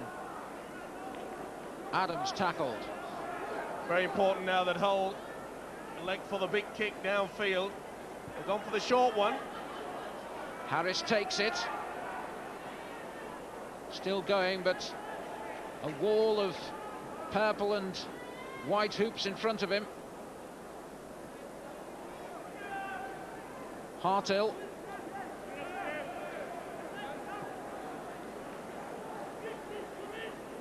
Hartill taking a bit of a bang in that tackle. That's Foster. There he is, a bit of a knock in the eye. Dave Hartill of Warrington. Wainwright then. Flipped forward. So another error by Warrington. Well, you can see the standoff is trying to keep this ball alive there, but little doubts that Eckersy, the winger, is well in front.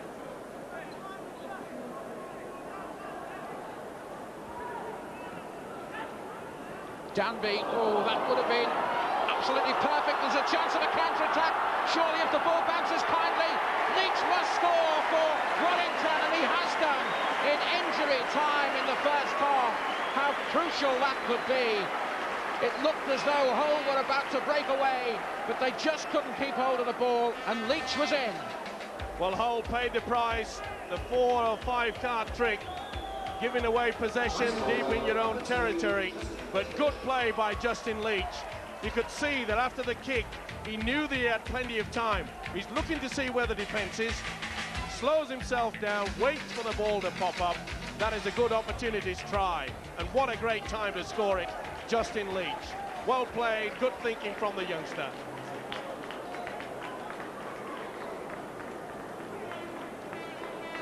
So Hull 6, Warrington 10, with the kick to come for Justin Harris. And if he can get this one over from a difficult position just before half-time, how crucial it will be for Warrington, because Chris Middlehurst, I don't think, will be totally satisfied with his team's performance in the first half, and might indeed have just been happy to see them going in on level terms. Yes, you're right, Graham, that the Hull side winning the possession from the scrum, they took the gamble to try to feed the ball out wide. It didn't pay off. It looked perhaps just a little bit of a chance that maybe one of the Warrington side did get a hand to it, but it was overruled by the referee Andy Stelfox to play on.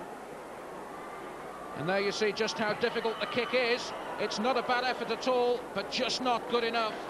So Hull 6, Warrington 10. There's the half-time hooter, and how crucial that try right at the end of the first half could be. Justin Leach going in for the try, Colin Hodkinson getting the try earlier on for Warrington, and Hull then plenty to do in the second half. Half-time score is Hull 6, Warrington 10. So there we are. We promised you that it would be a great start to the proceedings. The youngsters of Hull and Warrington have provided just that in the first 40 minutes. We shall discuss the opening half in the Academy Cup final with John Keir and with Andy Gregory, who's been watching engrossed up here in the studio right after these.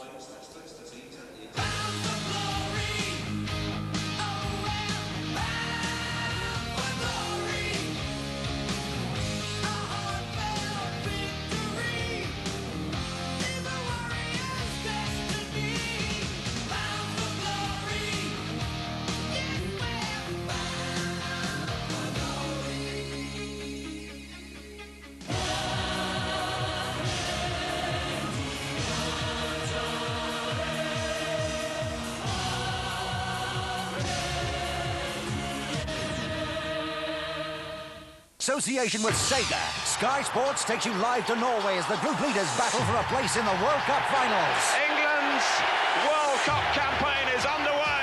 June 2nd, Norway beat England in a World Cup qualifier. Norway shocked England at Wembley. Now they must be beaten at home on their own turf. Beaten brilliantly for England. England must win to stay ahead of Holland in the finals race. June 2nd, Norway battle England, and the only place you'll see the whole match live is on Sky Sports.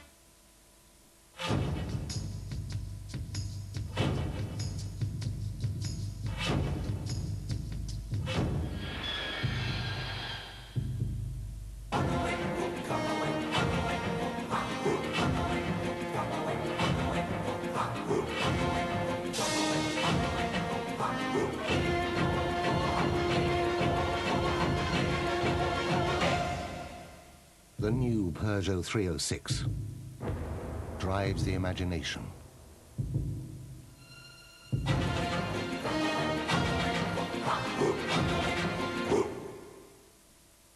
Come with me as we go behind closed doors. Hello. And you are? Oh, don't mind us, just relax, only doing a commercial. I see you use Imperial leather. Just not. Do you know it's Britain's favourite soap? Get out! Out! It's my bathroom now! Clear off, will you? This woman's a half-wit. I suppose you buy it because it's long-lasting and has a distinctive fragrance. And I bet you can rely on it for the whole family. Lovely family. Misty Fielder, Misty Fielder. Misty Fielder, George. Right, just act normally while Christopher Timothy does the end bit. Imperial leather. A little luxury. He's not a real vet, you know. In the privacy of your own There's a few home. cows that would tell you that story.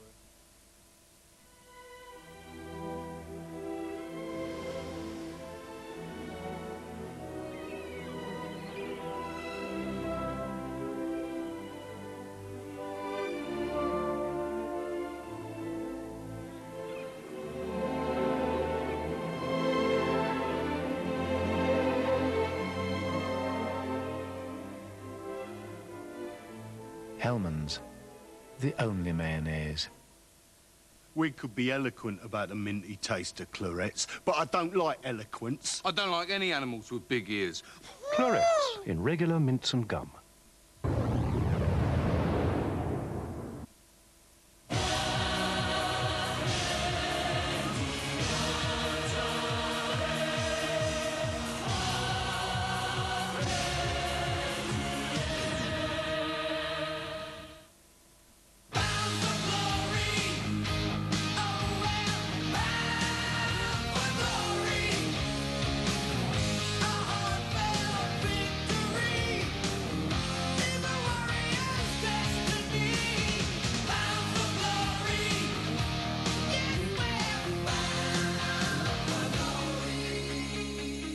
The divisional final up and coming at 1:30, but this is a real Australian grand final day here at Old Trafford, isn't it? Hope you're enjoying our coverage live and exclusive here on Sky Sports. We've just enjoyed 40 minutes of the Academy Cup final between Hull and Warrington ahead 10 points to 6 at half-time. John Keir's moved across from the commentary position into the studio to join us.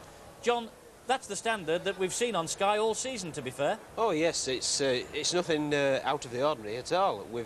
I was very confident that it would be a very good game, and I think the first 40 minutes has justified that confidence. I think it's been a super 40 minutes. I think our viewers will realise there's a touch of silverware to be won at the end of this. There's no prisoners. No, they've been very, very committed, both sides. Perhaps one or two pieces of indiscipline, but they've paid for it. The referee's been very, very firm.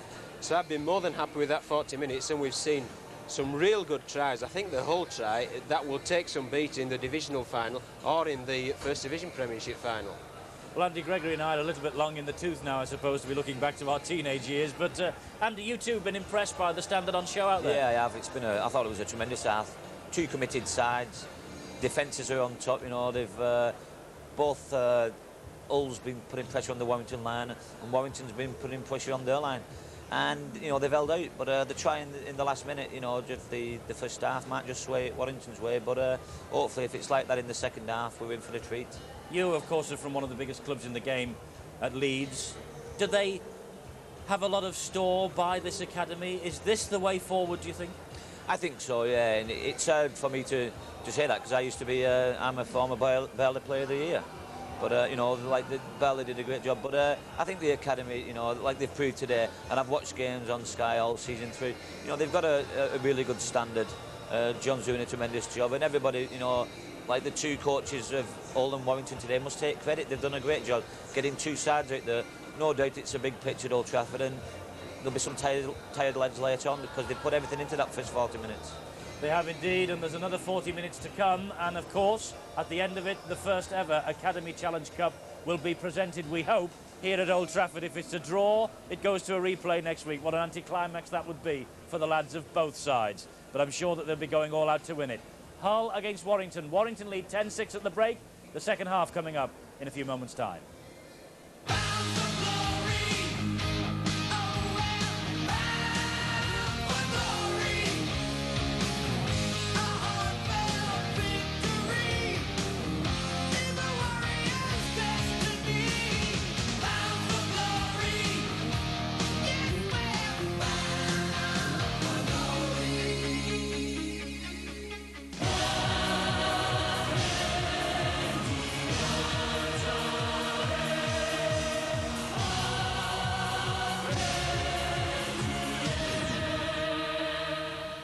The world's top tennis nations do battle.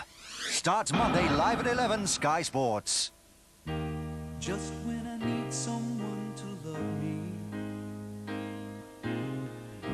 just when I think the world's too cold. Sheba. Delicious pieces of meat, carefully selected and prepared in the way your cat will love. There you are in my heart, standing by me once again. Sheba. Recipes prepared with love. The power of Solpadeine is now available in a new tablet form. Designed on computer to make pain relief easy to swallow. Solpadeine is one of the most powerful painkillers available without prescription. Solpadeine contains 2 highly effective pain-killing ingredients that deliver relief fast. If pain strikes, hit back with the power of new Solpadeine.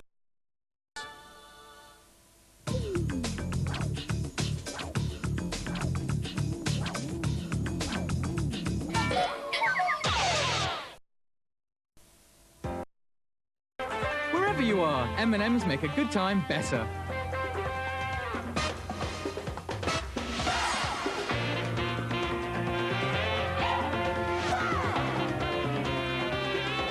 The smoothest milk chocolate, the crunchiest peanuts. So if you're out for fun, don't forget M&M's. You never know who's going to drop in. M&M's, the milk chocolate melts in your mouth, not in your hand.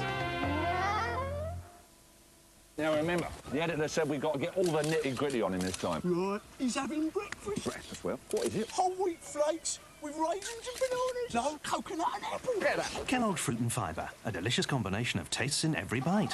Hello? Fancy a bowl of Kellogg's Fruit and Fibre, lads? Kellogg's Fruit and Fibre, never the same bite twice. Santa's little helper is feeling kinda sick. Hey, the dog's dead. He needs an operation, and he needs it pretty quick. Dad, you shouldn't say the dog's dead when he's not. He is dead. I'll get a shovel.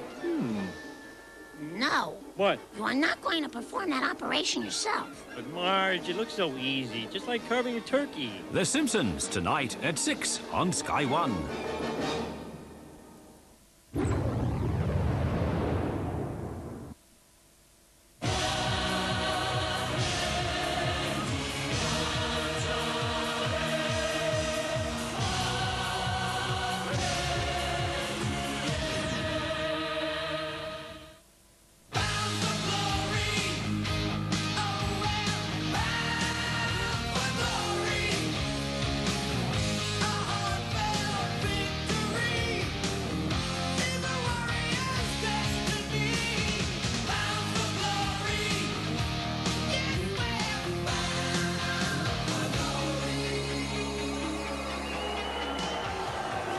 Hull 6, Warrington 10 then. A try from Duke for Hull, and the goal from Hewitt, and then for Warrington, tries from Hodkinson and Leach.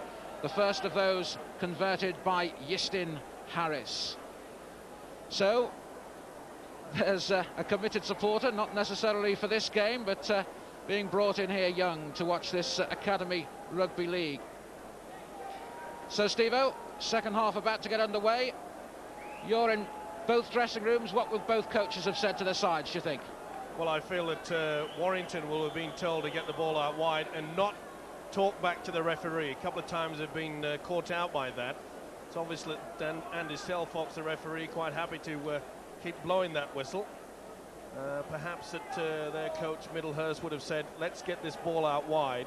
Hull are a very strong side. I'm sure that their coach Phil Windley would have said to them, keep going and try to cut down the mistakes, but there we've just seen one. Straight away, which gives possession to Warrington right at the start of this second half. Dave Hartill, Justin Leach, the dummy half. Roper with a little kick through, a good one as well by Roper. Excellent play by Jonathan Roper. He's off to Australia this summer with the Amateur Rugby League. This is Kerr on the run. So a good start for Warrington right at the start of this second half. Can they carry on where they finished off the first half? Huff running into trouble though. Inventive play there by the centre, Jonathan Roper. Could see that Hull didn't have the sweeper. Took full advantage of it. Wainwright going for the gap. Here's Hodkinson trying to go low, but just held up. Wainwright once more going for the line, and he's there. Right at the start of the second half, Mike Wainwright has gone over, the professional on Warrington's books. He works on the ground staff down at Wilderspool, and Mike Wainwright has got over for what could be an absolutely crucial try. Oh, good thinking there by the number 6. You could see that the whole defence had not moved across, and he took full advantage of it. Good play by Wainwright. There you can see whole defence just leaving that slightest gap. Even though he's a tall fella, there you see he stooped low and he kept the trajectory low in for the try. That's the way to do it. run at the angle, quick play of the ball. Good thinking there, John Keir. Yes, Warrington have really come out steaming in this second half. Good defence caused a Hull mistake. Then within the next 6 tackles, Mike Wainwright forced his way over, but it was good to see Jonathan Roper trying something a bit out of the ordinary. Here's Harris then with the kick, and he kicks it. So Warrington easing further ahead. Hull 6, Warrington 16. Well, what a psychological lift to this Warrington side. They scored that try to their winger Justin Leach seconds before the half-time hooter. And with barely a minute gone in this second stanza, they've added to that score. They really must feel very confident now. It's going to take a tremendous effort by the Yorkshire side to get back into this game. But I think they're capable of it. They've got the stars out there. A question now as well of them being able to keep their discipline, just having lost it around the half-time period when they'd been well in the game and looking well set, even for victory. Hodkinson again, a good run from the dummy half position. This is Foster with the ball.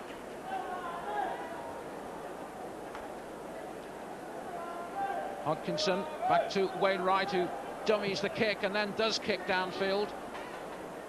Taken fairly comfortably by Foster. 16-year-old in the Hull ranks, Shane Foster. The scoreline, Hull 6, Warrington 16. Tremendous start then for Warrington to this second half. David Howes, the Rugby League Public Affairs Executive downstairs, enjoys this end-of-season jamboree here at Old Trafford. I came here to Old Trafford the first time in 1987. We made sure it was literally a fun day. And we've extended it this year, of course, with the Academy Challenge Cup final at 11:15, which gives us the best part of 6 hours of rugby league for the price of one game.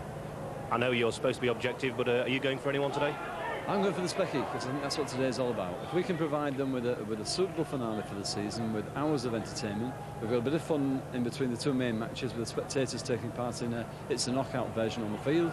And really what we want them to do is finish today, leave Old Trafford, and look back on a great day, reflecting a great season. It'll be a great season for Warrington if they can hold on here, but Hull trying to pick up from where they left off during most of the first half. That really was a good kick there. They put a lot of pressure on Justin Leach, the Warrington winger, had to take it out. This is Danby. Super tackle from Roper. Hewitt flipping it out. Cassidy is there. Great try from Hull, who strike back again straight away. Cassidy seemed to grow a foot as he stretched and placed the ball over the line. 5 minutes of the second half gone. Hull are back in it. Oh, lovely delayed pass from the dummy half position from Mark Hewitt. And the loose forward, Jez Cassidy. He's had a big game. He really did take advantage of that. You'll see him duck under the tackles. Look at that. They went far too high, and that was enough. The momentum took him over. Delayed the pass underneath. No one went low enough, and that is a great try. Did he or did he not enjoy that? Jez Cassidy then works in a leisure centre. To have been enjoying that one all right. Hewitt then. 1 from 1. Now 2 from 2 tries for that man Mark Hewitt. So that will rattle the nerves just a little bit more for Warrington, because they've got ahead a couple of times, but each time Hull have struck back. Yes, and what a great way to strike back by that man there. He's played exceptionally well, Jez Cassidy. And I must say, John Keir, that I was not surprised that Hull did bounce back, even though Warrington did take that commanding lead. 16-6, they were well in control, but this Hull side have still been making quite a few breaks, haven't they? Certainly, Mike, and they're a side with great character, as they've just shown there. They played a big 6 straight after the Warrington try. They got into the corner, got the ball from the scrum, and Jez Cassidy, I mean, my word, did he want that try.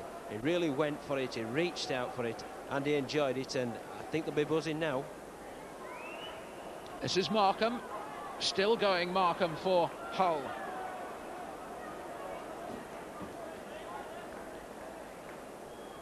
Duke, the dummy half. It's Fraser. Duke once again from the dummy half position. Hewitt's kick downfield, a good one, sending Hartell going backwards. Dave Hartell, one good sidestep, but he can't make another. Nice kick by Mark Hewitt. You could see that he put the ball right into the corner, made sure that the fullback Dave Hartell from Warrington had to turn round, go into it. The chasing was good. Moxham tackled. Just a little signal from Hodkinson. This is Foster. Cochrane doing the tackling. Hodkinson once more. Good delivered pass. And still going here. Huff still avoiding the tackles. Gets it out to Cowan. This is Eckersley. Eckersley just tried to spin the ball inside, but couldn't find a primrose and blue jersey. So they're just not able to duplicate what Hull did in the same position in the first half. Yeah, that was a shame there. Really. Warrington did play some superb football. John Hoff showed that he's got plenty of speed. Nice little step to come through there. Just the last pass letting them down. The gaps are appearing. Quite a few from both sides now going high rather than low. That's when the half break comes about. Fifth tackle then. Duke, the dummy half. Hewitt's kick once more. High towering one. Again an intelligent kick. Banging it into the corner and making Hartell come across. He's allowed 10 metres before Hull can tackle. Well, it looks we're in for a stormer of a game. Just before the half-time break, we thought that Warrington had taken full control. 16-6 they were leading. But Hull, full credit to them, they've bounced back. And that's a mistake. Hull will get the head and feet. You can see the ball slipping straight through. Been a drop of rain midway through the first half, so it is quite slippy, that football.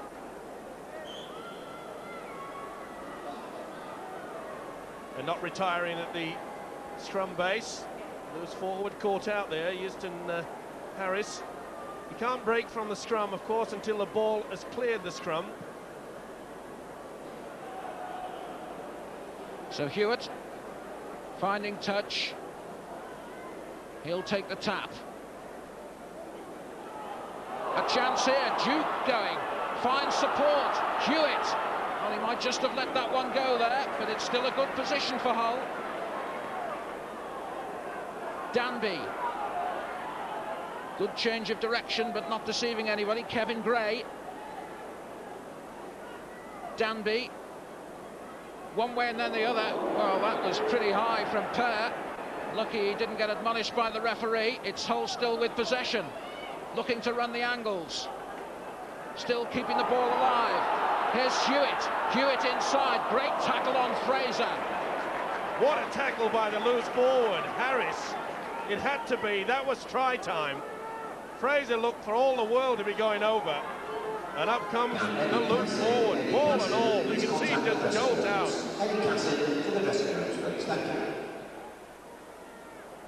Yes, Mark, that's a couple of important tackles that Houston Harris has made throughout this game, and he's not only doing a good job with the ball in his hand, he's also working very hard in defence.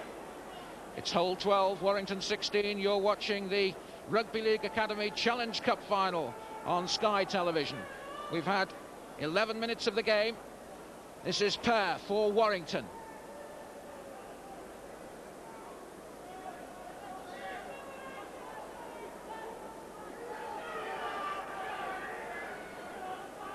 Wainwright just slowing things down, and then the looping kick forward.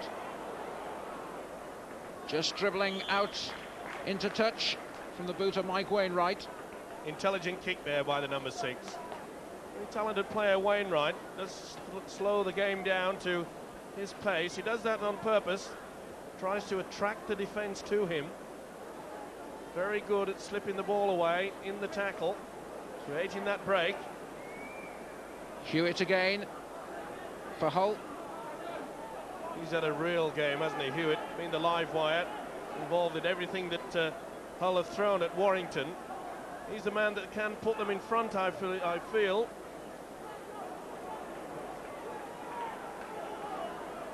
Cassidy again with the strong run.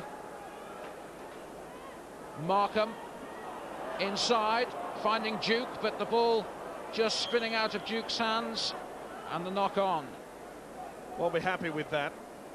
Duke, good support play there. Second rower, well, he just couldn't get it away. The gaps are appearing. Both these sides getting a little bit tired. It's pretty heavy down there, quite humid. Not much air in this stadium. Here's Harris.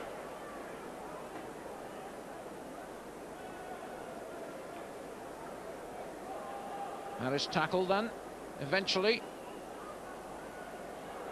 Good run by Roper. Still keeping the ball alive, flipping it inside to Wainwright. Wainwright looking for the gaps, looking for the support as well. Just held on by Huff. Heaton is there in support. But it was a forward pass. Sorry, that was a forward pass there. He took the gamble. See the hooker getting it away to the second rower, Stephen Heaton. And dropped it in the end, but they really have bounced back, haven't they, Warrington, John? It's an amazing credit to both sides. It's going from one end to the other. Yes, it really is a ding-dong battle, Mike. Both teams are finding the gaps, as you just said. I think fatigue's playing a bit of a part in there, and they're certainly trying to keep the ball alive. Perhaps they might be doing it just that bit too much. A quick play of the ball to bring it back into play might be a better idea.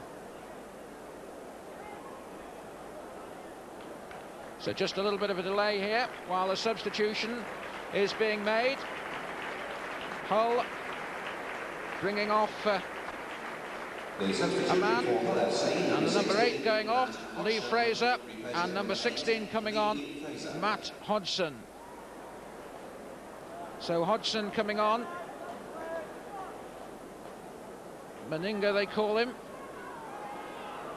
This is Hewitt. Well, I'm sure they'll be looking for something of the Meninga ilk.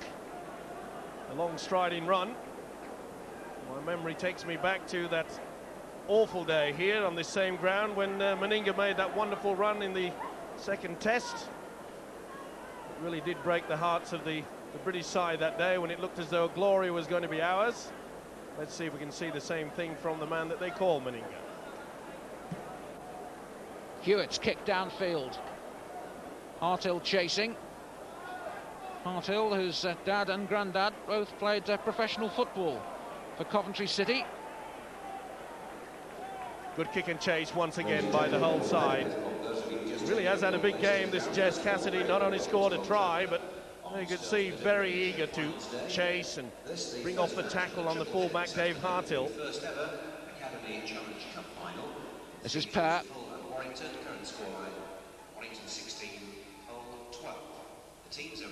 Hodkinson with the ball. Wainwright once again, good run by Wainwright, but it got a little bit tight, and Wainwright giving the ball away really when he'd no need to, and giving away possession to boot. Well, it's that panic that we were talking about earlier. We really can do without that, and that's just a lash out with the boot at the play of the ball. That'll be a penalty to Hull. Not happy with it, Colin Hodkinson, the Warrington skipper. There you can see it.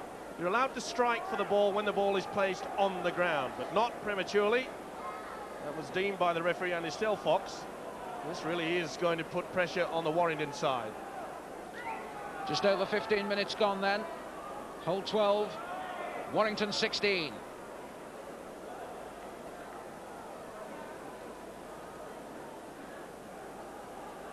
There's Hodgson, the substitute.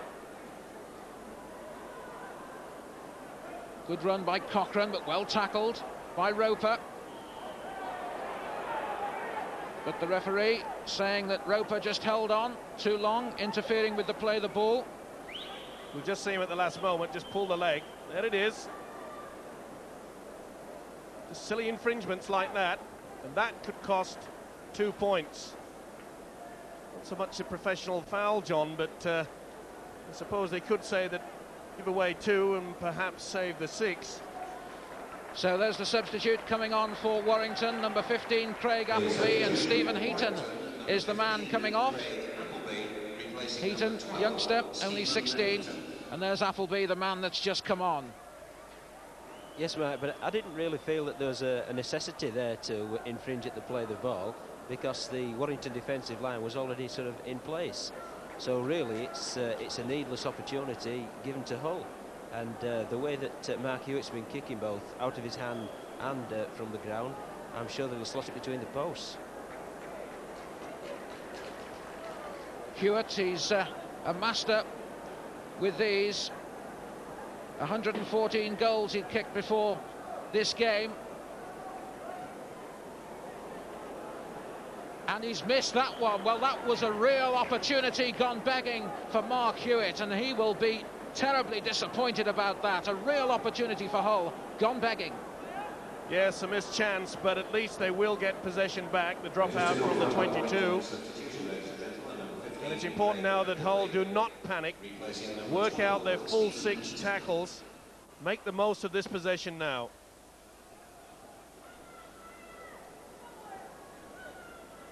Yes, I think there, Graham, I put the mockers on Mark Hewitt a little.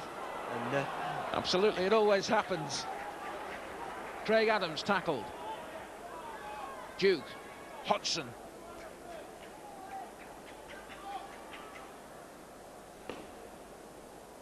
Danby, Gray, Wilberforce tackled.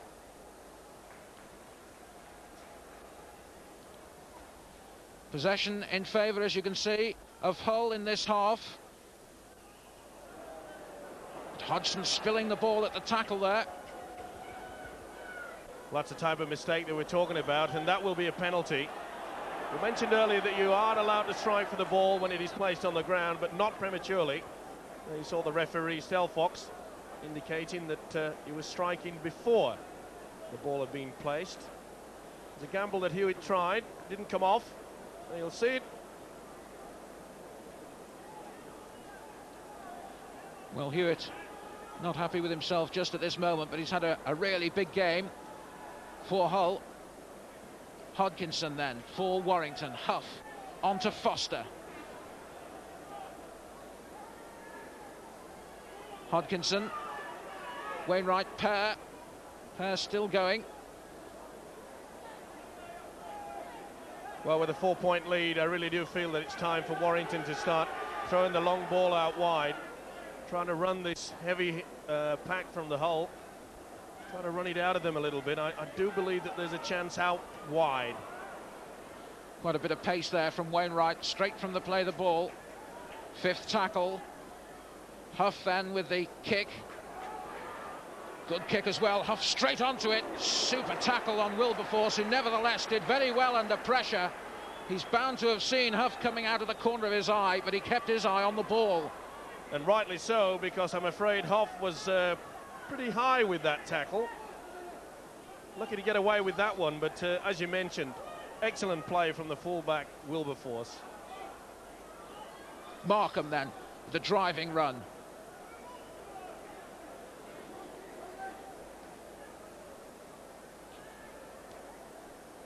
Gray, change of direction. Offside from the play the ball. Good refereeing there by Stelfox, allowed Hull to see whether the advantage, if he'd have slipped that ball away, made the break, he would have played on. But he deemed that it was no advantage to them, so the penalty given. I would like to see that from referees. So Duke then.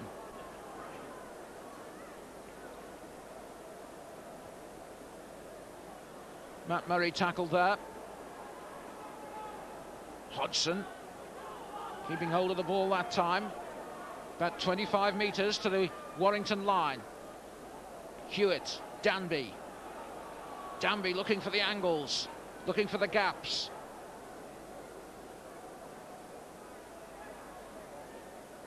There's Hewitt. Murray well tackled by Pair, but they're close, about 8 metres from the line. Hull, great change of direction. Danby, was he stopped? Brilliant defence. 5th tackle. Danby so close. And Warrington, crucially for them, gain possession. Good play there by Colin Hodkinson, but I thought Danby was in for all the world, but great defence. The full-back Dave Hartill, there's the man playing the ball now. A few seconds ago, he just put his entire body on the line with a real ball and all tackle. 22 minutes gone, Hull 12, Warrington 16. Well, personalities are making their way into Old Trafford all the time. Among them, Stephen Watson, Great Britain's team manager. He's also chairman of Hull, and he's talking now to Mark Wallace. Steve Watson, the Great Britain manager and chairman of Hull. I saw you watching the academy game there. Pretty tight game, and you're looking a little bit tight and nervous. Yeah, I am, yeah, because we just give a try away there. I thought up to then we were doing very well. I think it's a very evenly matched game, and I think we've had chances that, you know, we've just slipped up at the end and we've just given them a try. So I am looking a bit anxious, yes. You know, I think it's a great game. I think both sides are evenly matched. I think they're probably better in the back line than we are, but I think the power of our forwards is playing very, very well, and I think that might take us through just in the end. Well, Hull have got possession now. This is Lee Markham. One up, one down. Huff helping with the tackling, but Justin Harris doing well there. Hewitt, Danby. See the little half-back, the Hull skipper, Hewitt, probing, trying to get that half-break. The dink through. Good saving lunge by Hartill there, as it looked as though the ricochet just might fall for Hull. But Warrington having to defend for all they're worth at the moment. That's pair. They really are defending very well, though, Graham. As Mike mentioned, they're putting the bodies on the line, they're scrambling well, they're very enthusiastic, very committed, and they're going to take some breaking down. Justin Harris. Hodkinson. Wainwright again.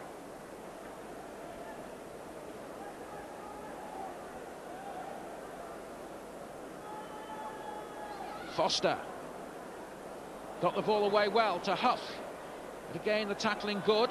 Hodkinson, well-timed pass to Moxham. Is there something on here for Warrington? Flipped inside, but the number 3, Jonathan Roper, held up. Fifth tackle. Ball flipped loose, but a knock on there by Wainwright. Well, a wasted opportunity there on the last one. That'll be the turnover, when really they should have been setting up for a kick.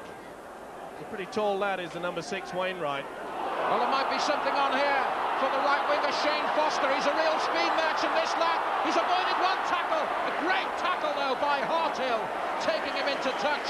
That was a real try-saving tackle by Dave Hartill. Oh, excellent play. Look at that. The fullback sweeping across. Nice run from Foster. Kept it alive. Now, the important thing here is that the centre from Warrington, Cowan, took that ball out, so it'll be a whole feed and ball. Here's Danby to Wilberforce. Is there something on here for Hull? That was well taken, had a lot to do, but good cover tackling there. Justin Leach doing it. But Hull, with their ears pricked, their tails up, going for the line. Wilberforce. Oh, and that was just a little bit of slackness when they didn't need it. Just a bit of panic setting in there. Someone calling for it, and you picked the wrong person. Here's Hodgson, the substitute, getting it inside to Duke. Duke looking for support. Well tackled. Harrison Wainwright doing it. This is Murray trying to go low. Again, good defence from Warrington. Fifth tackle. Hull just setting themselves. Are they there? It's all very scrappy. Was that down? No, the ball not grounded. So Warrington just doing enough in the end to keep Hull at bay. Well, a bit like the Harlem Globetrotters this. The ball was going all over the place. Hull jump up with delight, but it was definitely a knock-on. Referee Andy Selfox just having a few words to some of the players. The Hull side not too happy with that. Telling them to get on with the game. I'm the boss, rightly so. But this is going to go right down to the wire. And I wonder if it's just going through the minds of the Hull players. They've played each other 3 times this season, once in a preliminary competition to sort the leagues out, and twice in the first division. It was close on each occasion, but on each occasion in the league, Warrington just coming out on top by 1 point in one instance, very close in the other game as well. 5th tackle. This is where they need a real big kick downfield into the corner. Make them go backwards. Oh, an attempted drop goal by Wainwright. The ball rather dying just in front of the posts, but worth a go. Well, quite adventurous effort there, John Keir, and not far off either. No, it was worth a try, but you wonder whether it'd been better playing the percentages and pushing them into the corner and trying to pen them in their own 20-metre zone.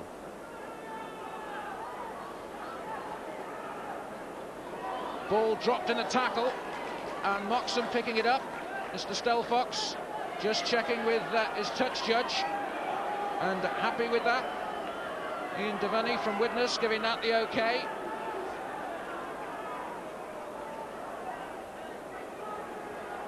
Player down injured in the tackle there. It's Harris. Hodkinson then to Pear. Pear still going. Flipping the ball backwards. Huff tackle though by Hewitt. Getting support from the other Hull players, and it just got a little bit excited there. The referee, Andy Stelfox, in quickly and just pulling Huff and Hewitt to him for a few words of wisdom. Well, it's been a tough battle between these two. Mark Hewitt, the Hull skipper, John Hoff from Warrington. They really do get involved. Just a little bit over enthusiastic there. John Hoff decided to retaliate. But I'm afraid the penalty will go to Warrington. This really is a great chance now for the Warrington outfit. There you see it, he tries to get it down, and just a little one there. Lack of concentration. He could pay the price. And here's another substitute coming on for Hull. Paul Asquith coming on, and Gareth Cochran going off. There's Gareth Cochran, who had an extremely good first half for Hull. So Asquith, the man that's on.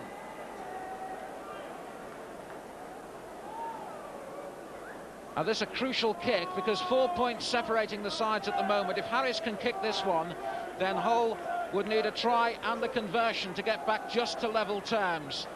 So Harris knows how important this will be for his side. Euston Harris plays for Warrington, comes from Oldham and kicks the conversion. So an excellent kick by Euston Harris. You can see how pleased he is with that one. Hull 12, Warrington 16 with 10 minutes to go. Well, he'll breathe a sigh of relief, I'm sure. After that kick, they were put under enormous pressure by the Hull side. At least 4 of them, maybe 5 chances have gone begging. Well, let's not take anything away from the Warrington defence. They really did scramble well. And once they got up there, little indiscretion allowed them to get those extra 2 points. So Harris then with that penalty goal, 6 points between the sides. Hull 12, Warrington 18. And just about 10 minutes to go. This is Leach for Warrington. They will want to keep all the possession they can now and push as far upfield as they can, using the strength of their forwards. There you see a little bit more step in the play now from Warrington. That little bit of a comfort zone, the 6 points. Even if Hull do score. Wainwright inside to Huff, to Hodkinson. Just saying, Graham, the most they can get is a draw. Sorry about that. Here's Wainwright, there might be something on here for Eckersley. Eckersley wide to Jimmy Cowan. Cowan going for the line, stepping inside, avoiding 3 or 4. Moxham not able to take it. Just when he saw the line and saw glory, just couldn't hang on to the ball. Barry Moxham. Well, they did well there, especially from the winger Chris Eckersley. He realised he didn't have the speed. Stepped back inside. He knew that possession was vital. But that last pass has let Warrington down on several occasions. striking for the ball before the ball was in. Don't see many of those these days. Don't see the ball go down in the middle these days.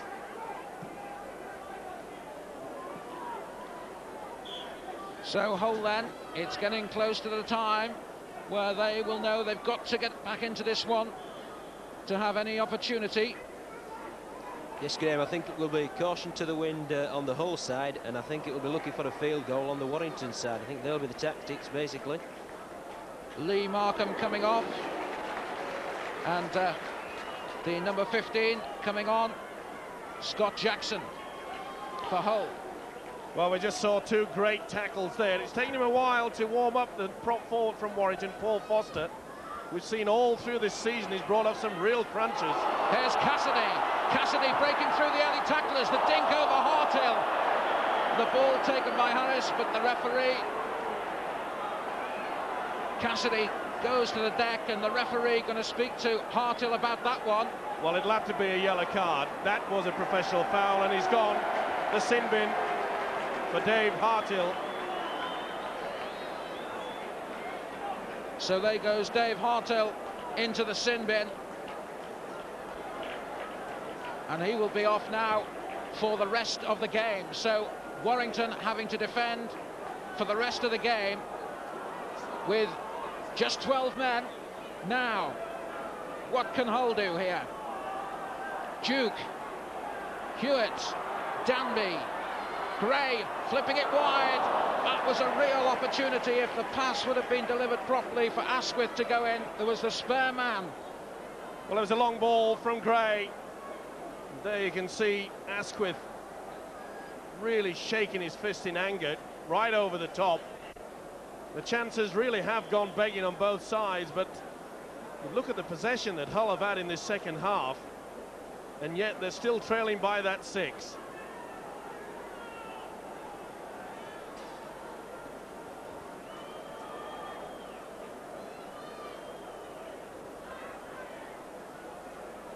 So Warrington trying to push away then from their own line. Hodkinson, Wainwright, Moxham. It's vital now that Warrington just keep their composure or not do things like that. Adams picking up.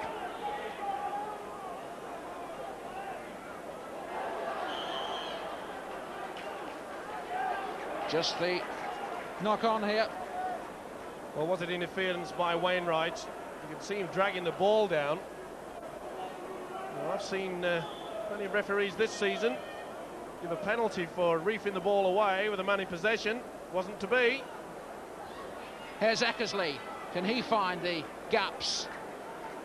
If they could get him into a good position, he could be the match winner here for them.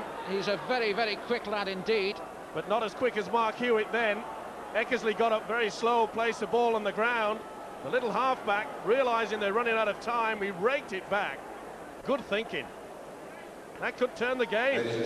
5 minutes to go then. Still 6 points between them. Danby with the ball. And you might have just heard the announcement there. There he is, Jez Cassidy, been named the man of the match. He'll get the Dave Valentine trophy if there is a result in this game. Well, no one can really be upset with that decision. He's had a strong game as the Hull moves forward. Just to remind you, of course, that there will be no extra time if Hull do get this converted try. But the way Warrington are running, if they can hold this possession, I'm sure that they'll just hang on.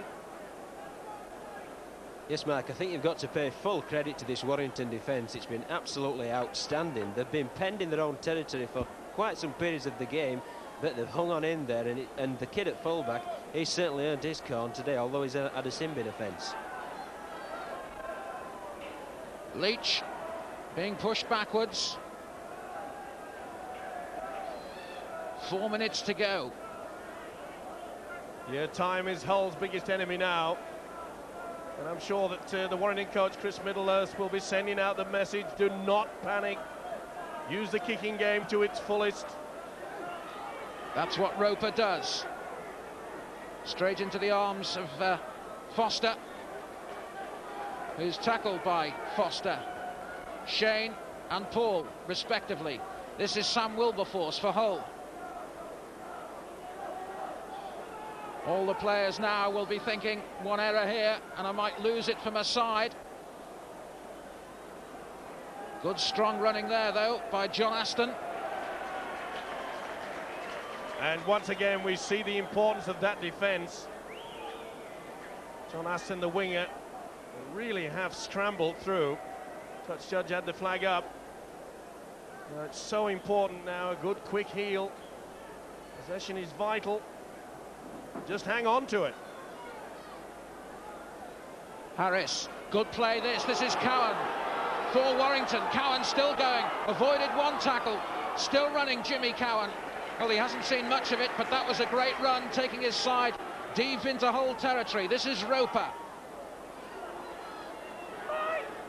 Appleby tackled. Eckersley. That's back to 6, touched the Hull player. But surely Warrington now will force towards the sticks and go for the one-pointer that will seal the game. Hodkinson to Kerr. Kerr still going. Great strength from Craig Kerr. Hodkinson to Moxham, still using their forwards. They've got to be setting up now. The ball back to Wainwright, here's the drop, and it's over, and Mike Wainwright gets the point on, which could make all the difference, and may indeed have won this game for the Warrington Academy. What a way to seal the game. Gave himself plenty of chance. No pressure applied. Good thinking there by the number 6, Mike Wainwright. He'll be very pleased with his game. And some nice touches, but nothing better than that, coming at a vital time. It's all panic football from Hull now. They realise they've just got to throw everything, throw caution to the wind. Warrington will slowly but surely eke out this time. Hull 12 then, Warrington 19. Man injured is Huff, who took a blow. He's going to have treatment while the game continues. Well, it has been a credit to both sides. We've seen some real tough tackling just like that, right the way through this 80 minutes. Some neat touches. It's been a good final, hard, strong and tough. And I think Warrington fully deserved it. Their defence this second half has been superb. There's Craig Kerr, still going Kerr. His running has been excellent just in the latter stages. He's pushed Hull back. Wainwright perhaps looking for another drop, just taking his eye off the ball. Huff picking it up. Foster trying to get it out, but the knock on there. That'll be the handover. The time ticking away. Substitution to be made. Couple of substitutes coming on the field. Last throws of the dice for both sides.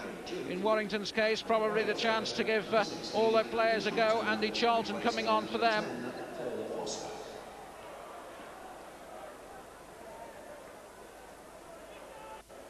There's the substitute for Hull, Mark Danville. Danby, Wilberforce drops it. Leach, has he got the strength to shake off the challenge over on the far side? No. But importantly for Warrington, they've got possession. We're in injury time here.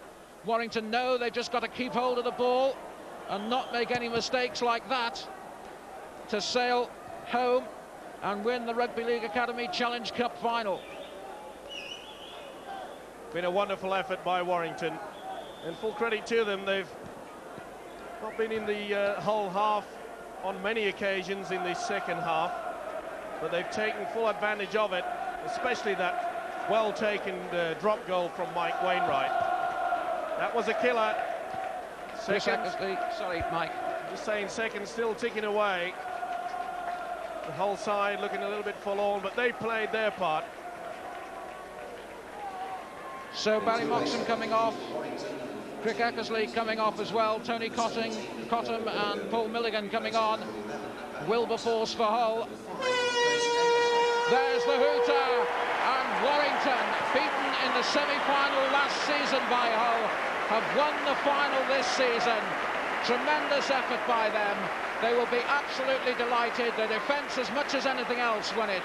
But Warrington then win the Rugby League Academy Challenge Cup final by 12 points to 19.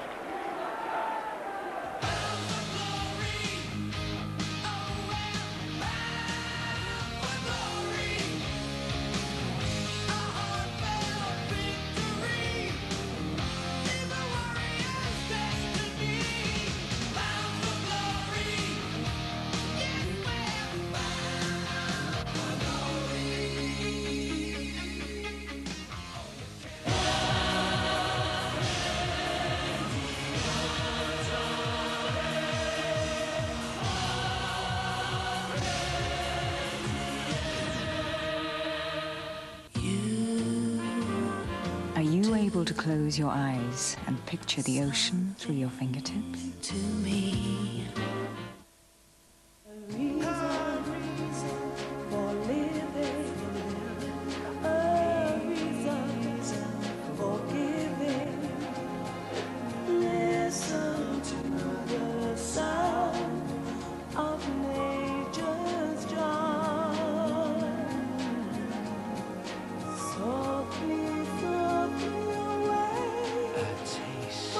Bounty, the taste of paradise. We are never far when you need a car. We'll be there for you to rent a car. Eurodollar. If you're an out-of-work parent looking for a job, you may not have thought about family credit.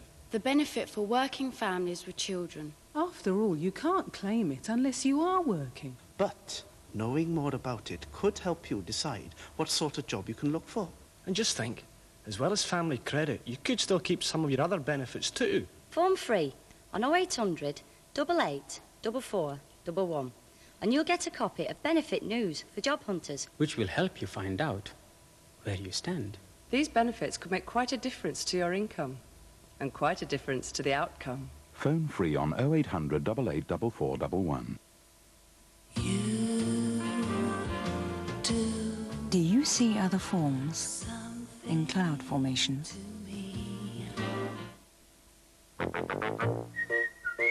Smokey loves his favourite toys, his favourite place, and his favourite Whiskas Select Cuts. Now there's twice as many to choose from. Lamb and kidney, rabbit and turkey. Oh, turkey and chicken. All succulent, meaty pieces, juicy and delicious. Whiskas Select Cuts. Cats would buy Whiskas. Once upon a time, the diesel car was an unfortunate beast. Slow, noisy, smelly, and smoky. But the diesel has changed, and so has our diesel fuel. SO Diesel 2000 is a brand new diesel fuel that helps cut exhaust smoke, reduces noise, gives better fuel economy, improves performance, and helps make diesels of every generation cleaner, healthier creatures. SO Diesel 2000, a new generation of diesel. I've enjoyed the odd nut round noon in Rangoon. I have nuts with this bird for tea on April the 3rd. But now, at last, there's this great nutty taste for breakfast. Kellogg's Nut Feast, a delicious combination of crisp wheat flakes, crunchy nuggets of peanuts, hazelnuts and almonds. To be brief, it is a nutty taste beyond belief. Good grief. Kellogg's Nut Feast, for people who are crackers about nuts. Test drive your senses. Call Mazda on 0800 48 48 48.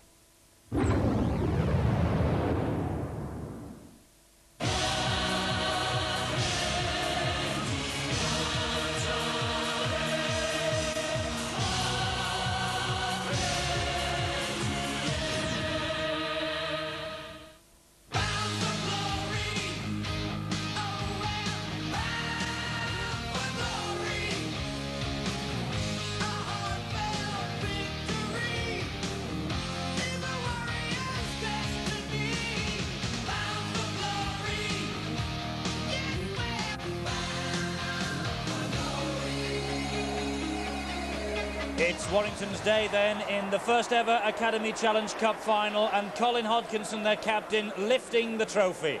And the celebrations for the young men going on the pitch at the moment. They are taking a very well-deserved bow. 1912 they won it.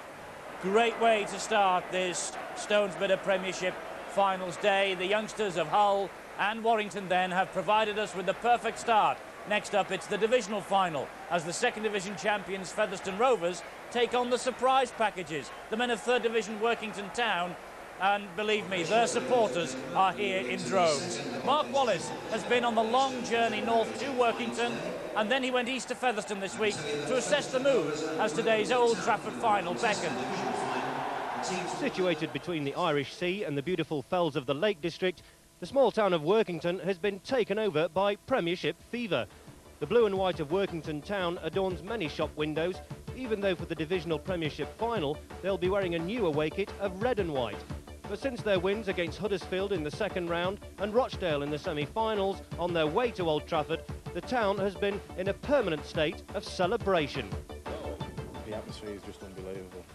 There's a lot of interest in the town. Workington know they are facing a tall order on Sunday, and no one is more aware of that than their Australian coach Peter Walsh, although it hasn't affected his positive attitude. You've got to go down there expecting to win, and we believe that if we give it our best shot, our forwards always lay the foundation, and by doing that they set a platform for our backs to attack in, and so I'm confident our forward pack will be able to match theirs. Obviously they've got an edge on pace and class on us throughout the whole side, you might say, but one thing these guys can be counted on, they'll give 110% week in and week out, and so they won't be going in to lie down, that's for sure. The experience of ex-Widnes hooker Phil McKenzie has been vital to Town's success this year. He's looking forward to yet another appearance at Old Trafford after 5 with the Chemics. It's a nice feeling, it's especially after missing out on Wembley with the lads down there with Widnes. And it's becoming like a second home now. It's the 5th Premiership, and I've been there with the World Club Championship against Canberra, so it's. I'm looking forward to it. The combination of the young Dean Marwood at scrum half, who has amassed 410 points this season, and the more experienced Jed Byrne at standoff has proved to be the perfect partnership for Town. The halfbacks are hoping that this Sunday they could pull off a historic win. The sides we have played in Huddersfield and Rochdale, they've been good sides, you know, and Featherstone are a good side, you know, and they've got very good players, but, you know, we'll just take it as it comes, and, you know, like we've shocked a few other sides up, so we can do it on the big day. We should concentrate mainly on our own game. Don't worry too much about Featherstone. Trying to keep the mistakes to a minimum, and like I said, the ball control, and you never know, we could come up with a good result at the end of the day. Meanwhile, to the east of the Pennines, the residents of Featherstone seem quietly confident their team will take home another trophy this season, although their coach knows it won't all be plain sailing. We're expecting a very tough game. You know, we've spoken about a forward confrontation. We think that'll happen. You know, that's all right with us too. You know, we like to go forward with the ball as well. If we can withstand Workington and take a bit of sting out of their forwards, you know, we think we've got the people at the back end to do the business. And one of those people is Paul Newlove, a record 50 tries this season, and with 10 international caps under his belt, he's used to the big match atmosphere. I've played in some big games, Australia tour, and, you know, in the test and that, but what you got to do is just get a touch of the ball early, and all your nerves will just go away then, just, you know, just get on with the game. You don't really notice a crowd when you're playing, so just get on with it. Rovers captain Mark Wilson is confident that while Workington are capable of stretching Featherstone, the men from Post Office Road will be able to hold the Cumbrians and have enough in reserve to take the divisional Premiership back to Yorkshire. It might take 80 minutes to win the game, and it might, you know, for 79 we might just be on level pegging with them. But I think at the end of the day we might just have the experience and the, you know, the expertise and being a division up to beat them at the back end of the game. So coming up, it is the divisional Premiership. Featherstone Rovers, champions of the second division, against the runners-up in Division 3, Workington Town. And we'll have that match for you after these.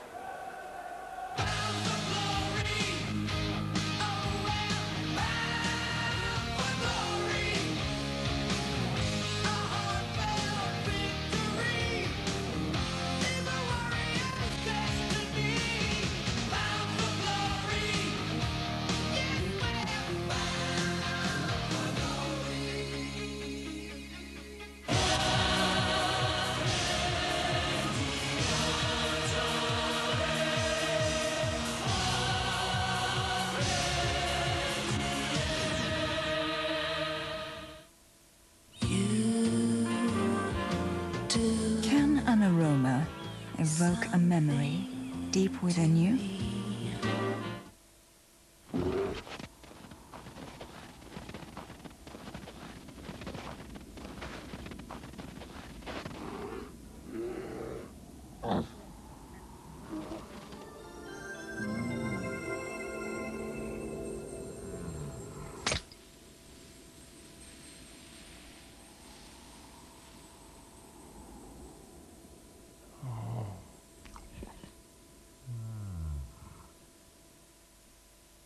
Hello?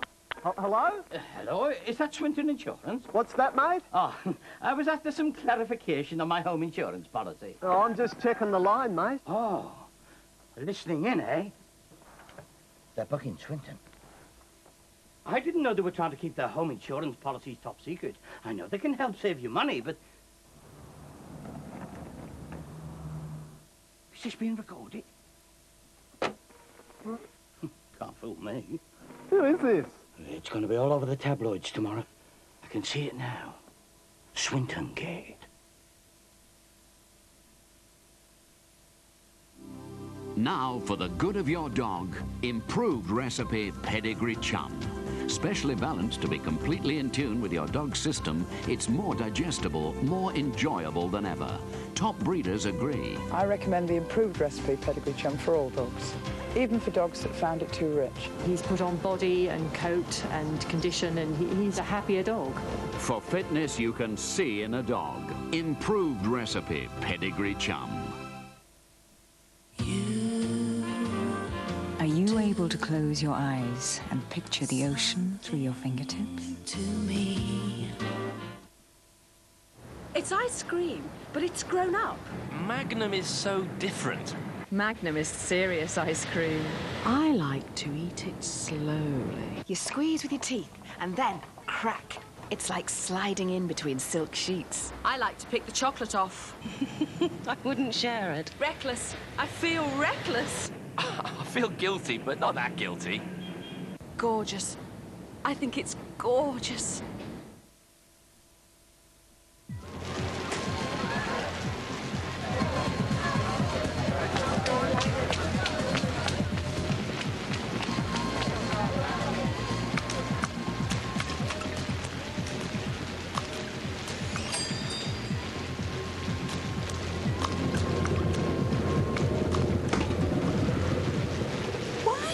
The chicken stones, of course.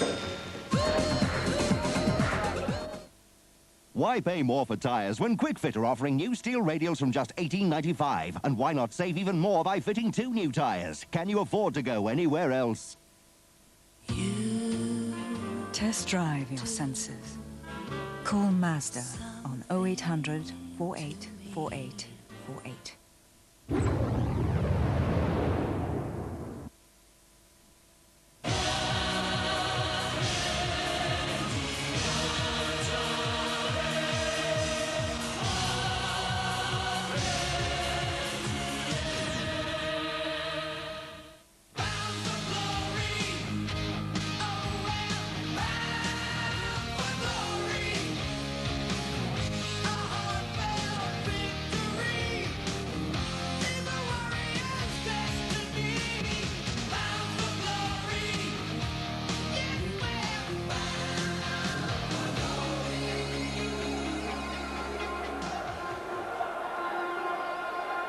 Old Trafford now belongs to the men of the second and third division as we have the divisional Premiership final.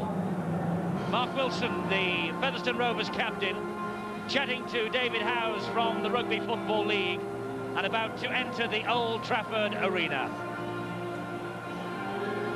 It's the divisional Premiership final.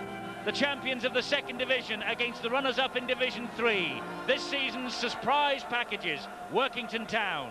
They have got here to Old Trafford as the first and last third division team.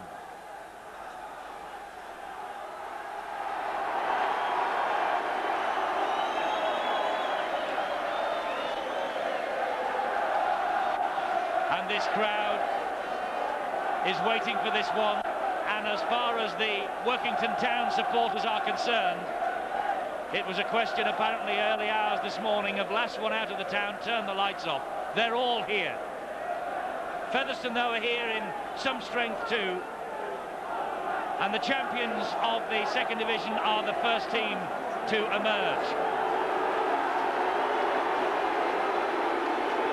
They have lit up the second division this season.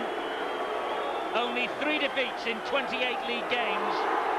And they came close to an upset in the Challenge Cup, eventually losing to St Helens, but only by 2 points at their own Post Office Road ground.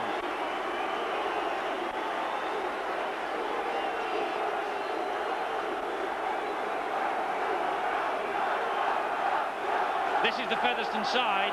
Martin Pearson, Ikram Butt, Terry Manning, Paul Newlove, watch for him. 50 tries this season, and Owen Simpson. Francis Maloney and Brett Daunt, Leo Casey, Mark Wilson, Wayne Takeda, Gary Price, Ian Smales, and Brendan Tuta. And Workington Town. It must be their biggest day since Wembley in 1952.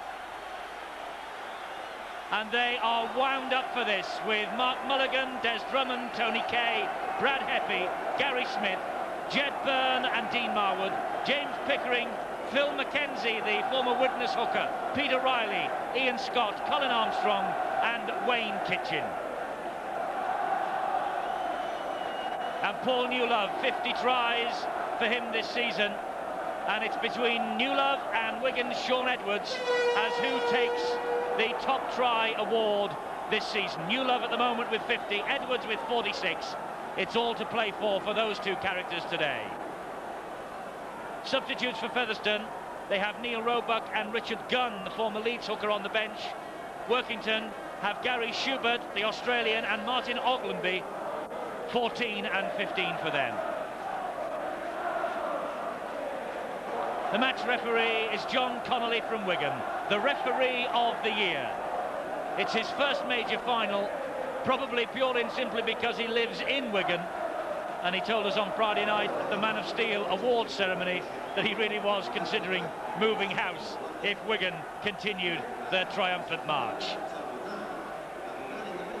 Steve-O, all of Workington seems to be here. Yes, you can cut the atmosphere with a knife, can't you? The tension is building. Workington Town, they've not just come down here to make up the numbers. They really are confident of knocking off Featherstone Rovers, who must start odds-on favourites. Phil McKenzie knows what this place is all about. He played 4 successive Premiership finals with Widnes. And now he is the fulcrum of the Workington Town attack. Still one of the best in the business. So it's the 1993 Divisional Premiership Final. Featherstone Rovers against Workington Town. And it's the men from Cumbria in red and white who get us underway.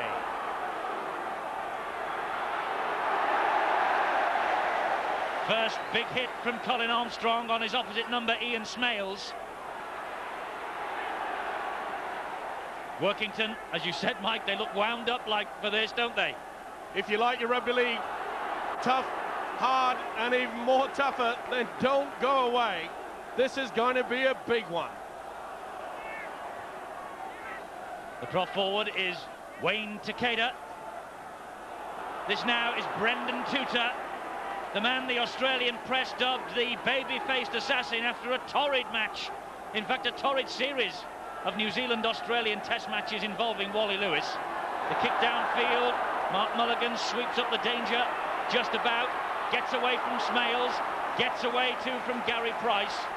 Can't get away from the next two. Gary Smith, the winger. McKenzie in at acting halfback, as he has done so often for Widnes. And that was a high challenge by Gary Price. First penalty of this divisional final. Well, I said it was going to be tough, and you could see that Price, the swinging right arm going right over the top. It's going to be a hard game for the referee, John Connolly. There'll be no prisoners taken in this one. As you mentioned earlier, Eddie, that this Workington Town side, they look fired up. So do Featherstone.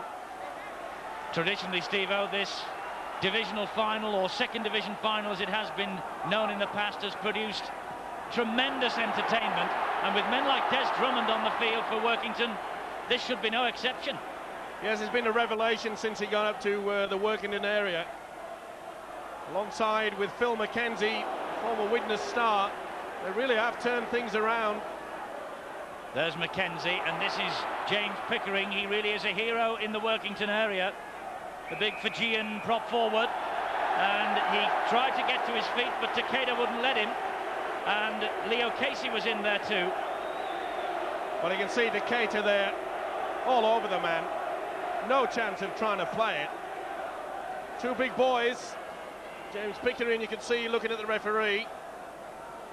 This could be early points for Workington. It's a start that they would have been looking for. 2 points, calms the nerves. Just settles them into the game a little bit quicker. This is Dean Marwood taking this penalty attempt then for Workington. And a real old-fashioned kicker. He has just made a dent in the Old Trafford surface with the heel of his boot. No sand needed for the Workington Town scrum half. It's a long way out. He's hit it cleanly, and the crowd behind the post there from Workington will tell you that it's first blood to the men from the third division.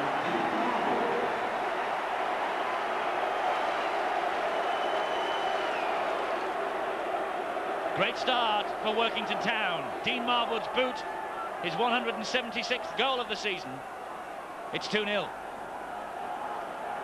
Well, the Workington fans behind that stick, those pair of posts, should I say, that they made enough noise and movement there to make trembles all the way up to the Lake District. They really are making themselves felt.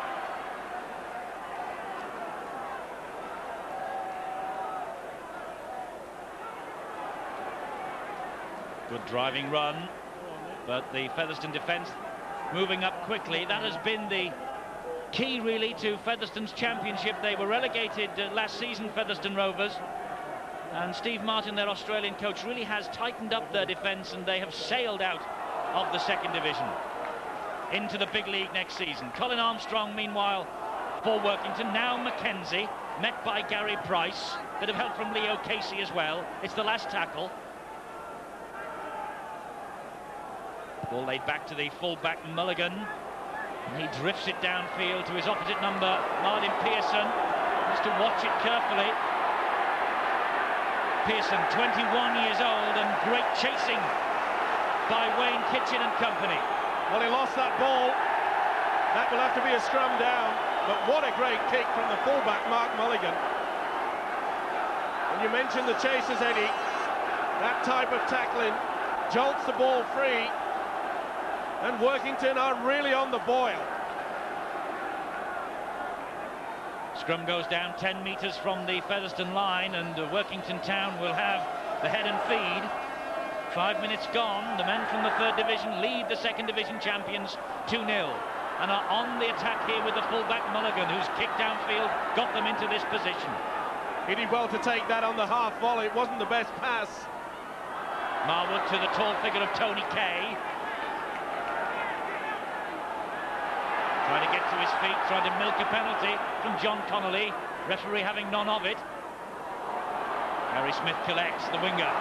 Good tackling though by Tutor. Mackenzie to Kitchen. He brings Jed Byrne into it, then the tall figure of Buck Armstrong.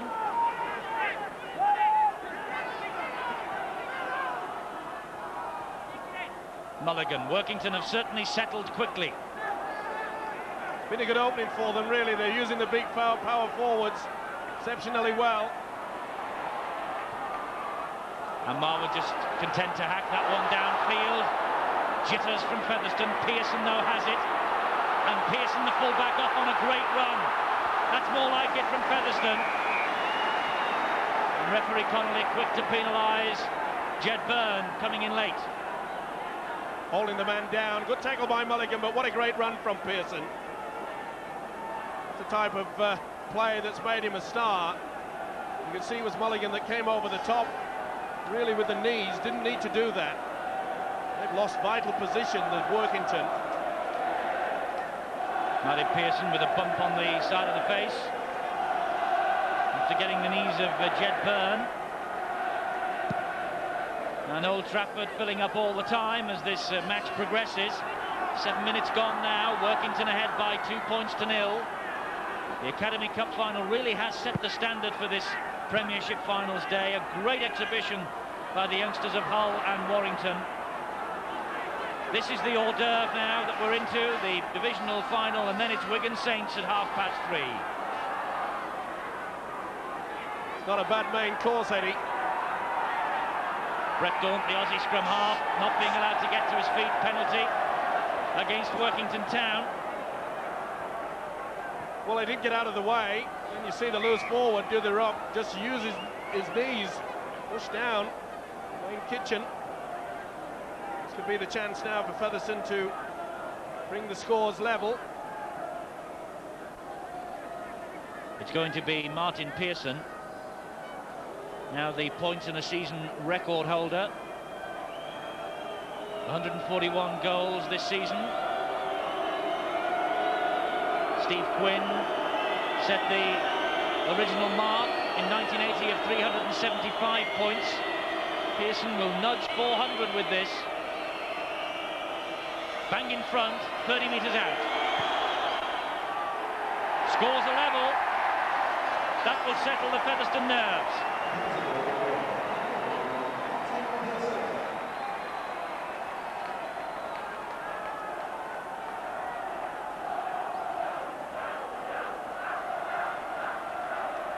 So 2 points all. Featherstone unbeaten in their last 7 matches, running in 321 points in the process. Workington arrive here on the back of 6 straight wins, and they've not been slow to score points either. They've registered 220 in that run, so you can expect a fast and open game here today once this early forward battle has settled itself down.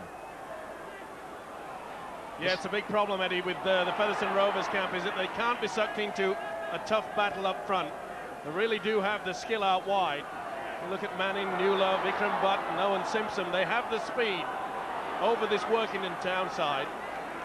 But if Workington can force them to play down the middle, they've got to be in with a chance. Here's Brendan Tutor, the New Zealand international. He releases Terry Manning. And Terry Manning is watched all the way by James Pickering, the huge Fijian.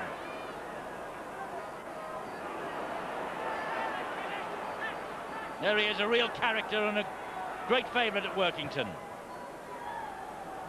Ball's drilled over the top.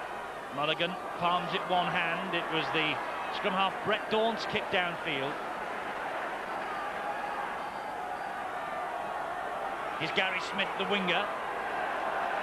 Didn't see too much of the ball in the semi-final last week against Rochdale, but I've noticed he's drifting infield and getting involved in every opportunity here today. Rough tackling from Featherstone on the centre Brad Heppy. Here's Armstrong again with a bustling run. Mackenzie, the dummy half. Bad pass. Good job that Smith was there on his wing this time. Vikram Butt came in to finish him off. Workington trapped in their own half. It's not a bad kick downfield from full-back Mulligan. That's a great kick. Whenever you can turn the full-back round, has to go back, gives a chance for the chasers to put them down in their own quarter. Now Vikram Butt again. Straight into the tackle from Pickering, finished off by Ian Scott and Brad Heppy. Terry Manning now gets the ball away. It's good play.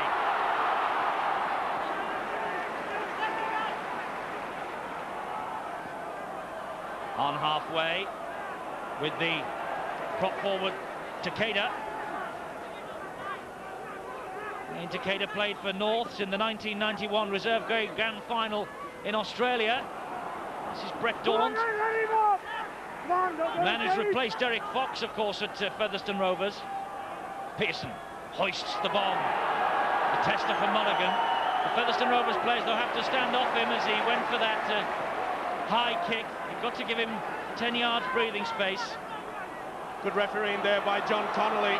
shouted out to all of Featherstone players, you're offside, lay off him. That allowed Mulligan all the time in the world to take it, and they're offside now. Featherstone moving up too quickly to play the ball. Kitchen's taken a quick tap penalty, but the referee wants it taken from the correct place. That'll be a scrum now.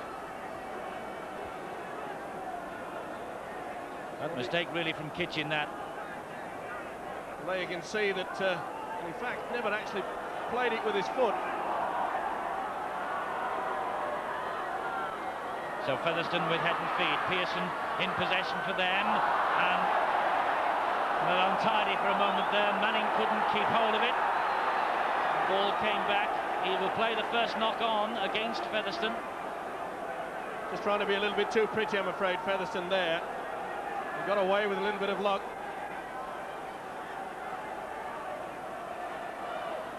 Two handling errors so far from Featherstone Rovers in the opening 13 minutes or so here at Old Trafford. This divisional final is all square, 2 points apiece. James Pickering in possession for Workington. He's certainly a power forward, isn't he? But whether he can last the full 80 at this rate, pretty hectic pace. Knock on here against Workington. The second row forward, Ian Scott. To be fair, not the best of passes from the hooker, Phil McKenzie. It's a second stray pass is sent out. Now then, what can Brett Daunt? It's the stand-off half, rather, Francis Maloney. What can Francis Maloney conjure up here? Absolutely nothing, because that's great tackling by Kitchen and Gary Smith. Beautiful play there by the loose forward. Came in across, Kitchen in to help. But a good break there by Francis Maloney. He just run out of space there. Now Jed Byrne, the man who has seen service in Lancashire, Yorkshire and Cumbria, one of the very few players to play in all three counties where rugby league is played. Suppose he might be heading off to London next.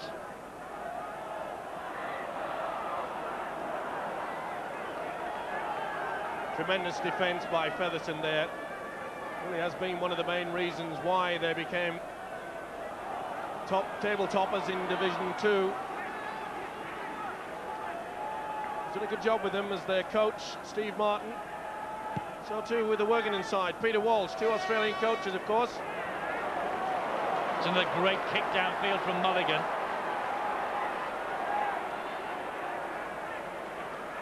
Owen Simpson, the man who picked the loose ball up. There is Steve Martin, the Featherstone Rovers coach. A hot tip at one stage for the Wigan job when John Money goes home after today's final in the big one.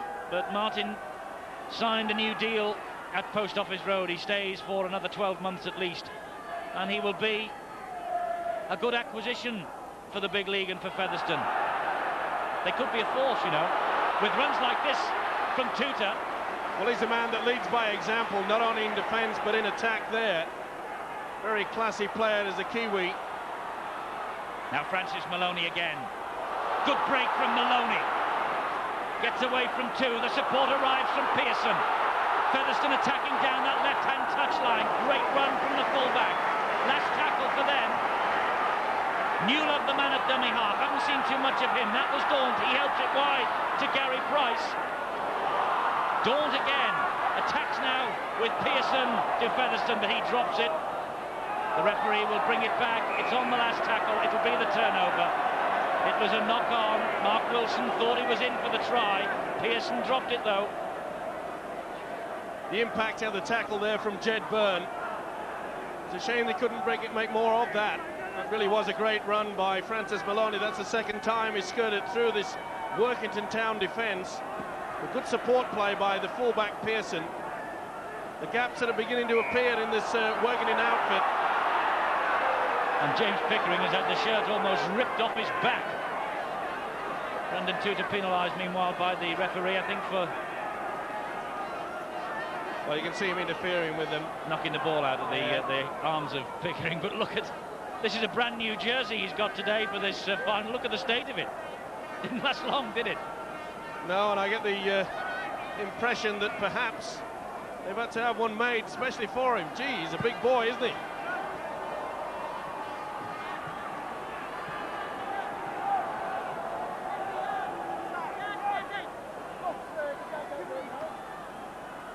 Here he is, half a shirt Pickering.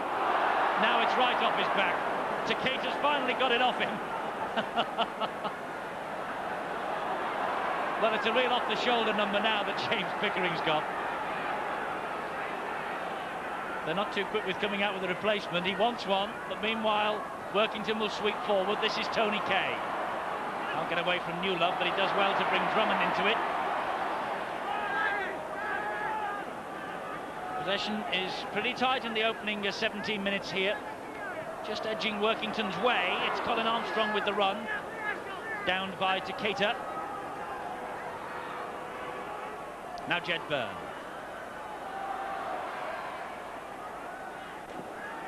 Workington quite happy to use a dummy runner, using the second line of attack. Usually one of the big forwards. That's mainly their game plan. And it was the scrum half Marwood with the up and under, and he moved forward and played all his men on side. And Workington have it back. They're in possession with Drummond, and Drummond is out in touch. Smile from the Workington winger, but that was bad play, really. Great play, though, by the combination of Newlove and Simpson. Opted to go on the outside. Probably not as fast as what he was, say, 5 or 6 years ago. Finally, they have got the new jersey out of the dressing room. And he's now wearing number 15 on his back, is Mr. Pickering. So if Martin Oglenby comes out and he's in 15, it'll be very interesting.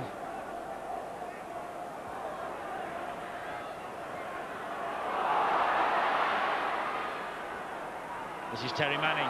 Manages to get the ball away. Ikram Butt taking on Gary Smith. And Smith standing up to the challenge well. Mark Wilson at dummy half. Martin Pearson.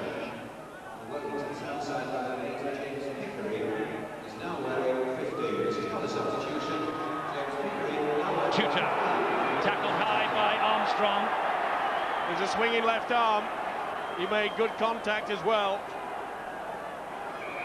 I said it was going to be tough, and they haven't let me down.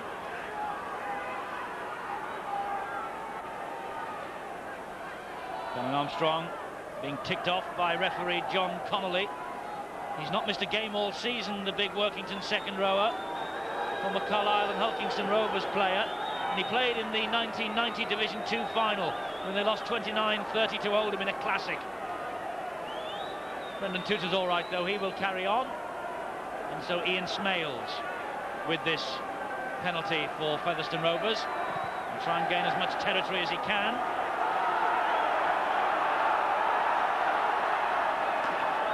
And Mark Wilson will restart to Daunt, to the second rower Price. Midway through this first half, 2 points all. Daunt again. The runner was Brendan Tutor. And Workington watching him closely, the three men. Using the considerable weight and strength of Pickering to keep him out. That's neat, inventive play from Featherstone, but again, Workington alert to it as Smales came on the diagonal run. Daunt again to Tutor. Newlove is out there. Newlove, the man with 50 tries this season. He's got 51. Try Paul Newlove, and that will probably clinch also the top try award for the season. And at £30 a try, with 51 under his belt, that's worth a cool 1,500 snackers. Stone's bit of Premiership replay will show it was Brendan Tutor that made this. To the dummy. Lovely little short pass. They went too high, I'm afraid. Drummond and Tony Kay, and you talk about the second effort, and that's what it was. But look out for the beautiful pass from the Kiwi Tutor. Holds it up. Beautiful ball there. Sucked in Tony Kay, the centre. Second effort, keep going, boy. It's 51. Super play. Called by the Kiwi, Brendan Tutor on the blind side. They caught Workington Town napping in the defensive line. The penalty they paid is 4 points. Could this be another 2? Martin Pearson then has scored with a penalty. Now he has this conversion attempt from way out wide. He's drifted it in towards the post, but just didn't have the distance. So it stays at Featherstone 6, Workington 2. You can see how Tuta has brought in Drummond and Kay. Look at the gap through, and the man goes in to score number 51. But the strength of a man shows out. Never give up in this game, and that's the reward that can come your way. So Featherstone Rovers 6, Workington Town 2.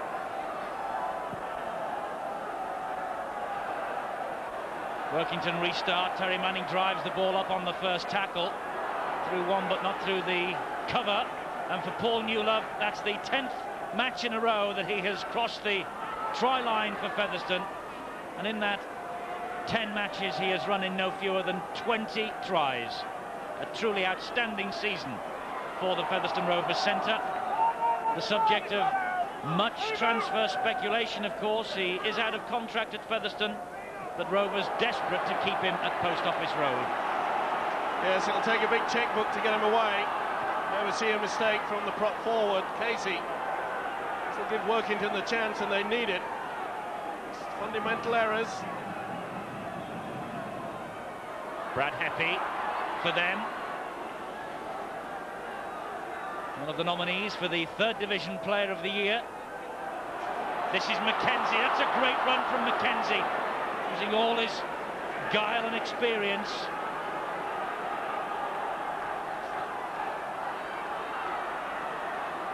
Now then, Jed Byrne, Armstrong.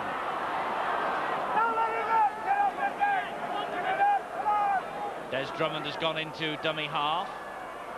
Marwood to Pickering. Takeda's getting through a lot of work, the Featherstone prop forward. In Marwood hoists the bomb. It's a difficult one for Pearson.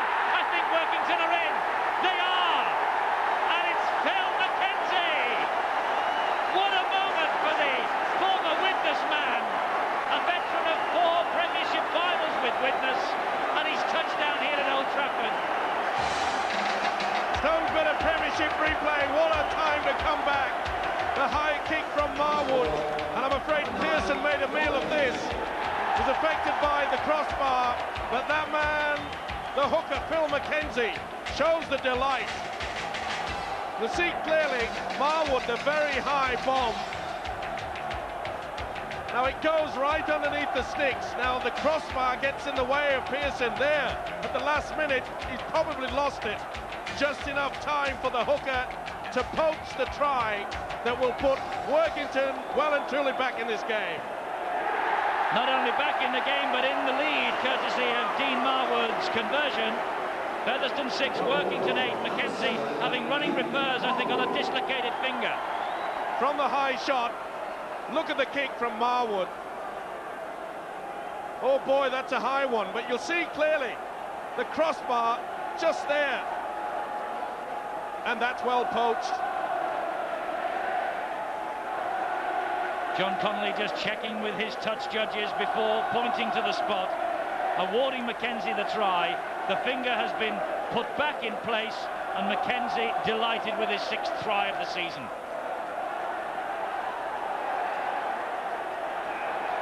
Martin Pearson, his kick-off goes straight into touch. Did well to leave that alone. That's a mistake that they could well have done without. But what a fight back from Workington. It's all about taking your chances, and they certainly did that. But what a great bomb from Marwood. That must have had icicles on it. So it's a penalty on halfway, and Mark Mulligan drills the penalty into the far side of Old Trafford. And Pickering with the run. Well, he's been attracting interest from Australia this season, and no wonder with runs like that. Workington though attacking the blind side, and the pass was forward. Good call on the blind side with a loose forward. Kitchen trying to send Tony Kay away. I'm afraid the centre just overran it slightly. I'm quite impressed with the way that Workington are using that second stanza. They're coming in on that second phase in attack, using the dummy runner. And when you talk about the big prop forward Picker, and he really does gain a lot of yards. Coming up to 27 minutes then, and Workington Town doing the third division proud, leading by 8 points to 6. Well, Phil Mackenzie, the try scorer for Workington Town. Let's get news of his condition from Bill Arthur downstairs. They say no pain, no gain. That's certainly the case for Phil Mackenzie, because it sounds as though in scoring that try, he didn't just dislocate his finger, he probably broke it. And Peter Walsh, the Workington coach, very concerned about Mackenzie's state. Gary Schubert has been stripped off, ready to come on. Mackenzie's still out there, but as I say, it could be a broken finger. Well, it'll be a brave effort if he stays on with a broken finger, but Mackenzie doesn't look in any hurry to leave the stage, does he? Well, I don't think he'll come off unless it's a really bad one. All he basically do is just strap it to the good ones, get away with it. Crowd go berserk. The thing was a high one from Tony Kay. And the touch judge agrees, and it was. Our camera picked it out on Newlove. Took a while for the merry flag waver to get on there. But the centre Kay didn't miss the target, and the target was Paul Newlove. A few words of wisdom being spoken to him by John Connolly, and rightly so. Tony Kay, tall centre, had 2 spells at Barrow, also saw service with St Helens. He's a Cumbria County player. So it's a penalty to Featherstone, which Ian Smales will take, the second row forward. He's broken the tries in a season record for Featherstone himself this season with 22 touched rounds. It's a Featherstone forward.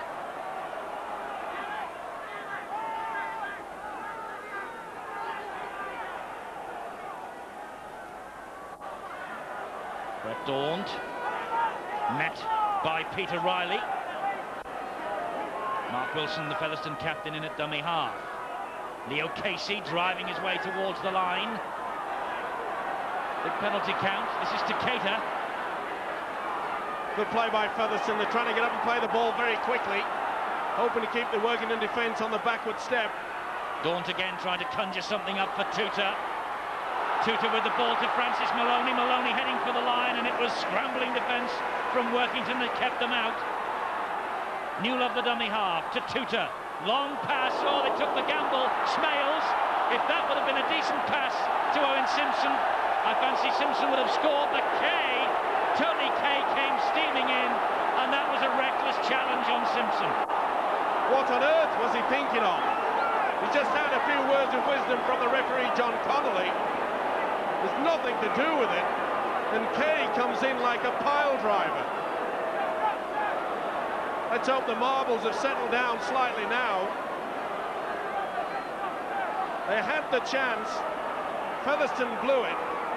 But what a beautiful pass for Brendan Tutor to send the number 6, Francis Maloney, towards the try line. It was good defence from Workington. I'm afraid that indiscretion will put Workington under a lot of pressure again. Well, Owen Simpson is still down and flat out, and referee John Connolly has called time off, and he will wait to see how Owen Simpson is after that almighty collision with Tony Kay before deciding what to do about the Workington centre. Well, that was just plain malicious. At least a yellow card, surely. He has to stamp his authority. The referee of the year, John Connolly. And they're calling for a stretcher. And this is bad news indeed. Bad news for Featherstone Rovers, bad news for Owen Simpson. And it could be very bad news too for Tony Kay, who might well be on his way to the dressing room here.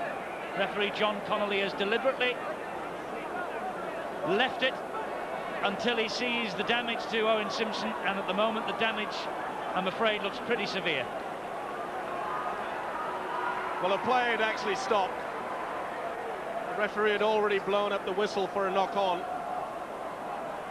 Owen Simpson was the one who had knocked on. There it is. And he kicks through, and this is just malicious. No need for it. Doesn't matter what level of football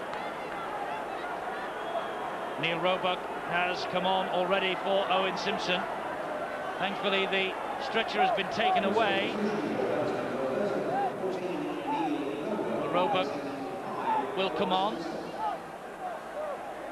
Simpson, I don't think, knows that he has been substituted, but he does now. And now John Connolly will discuss with his touch judge and call Tony Kay to him.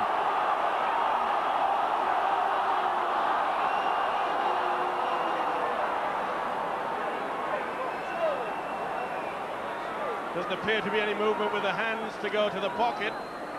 Not as yet, anyway.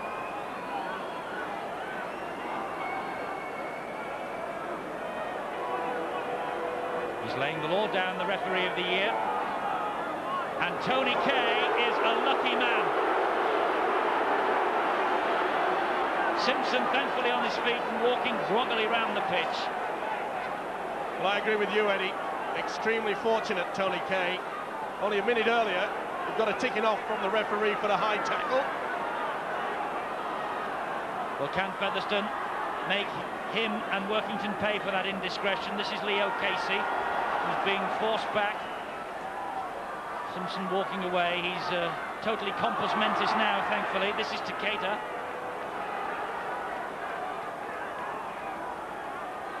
Mark Wilson, the dummy half and captain of Featherstone. Camped underneath the Workington town posts. Brett Daunt. And now Maloney. Good play from Maloney. Over the top it goes. And luckily for Workington, Gary Smith was there. Paddock football, that's all you can say. They've undone all the good work there that Francis Maloney had put them through. Nice jinking run. He's finding a few gaps as a number 6, but then they go and throw it all away with a stupid pass. Mackenzie, fingers on the left hand are strapped. This is Pickering.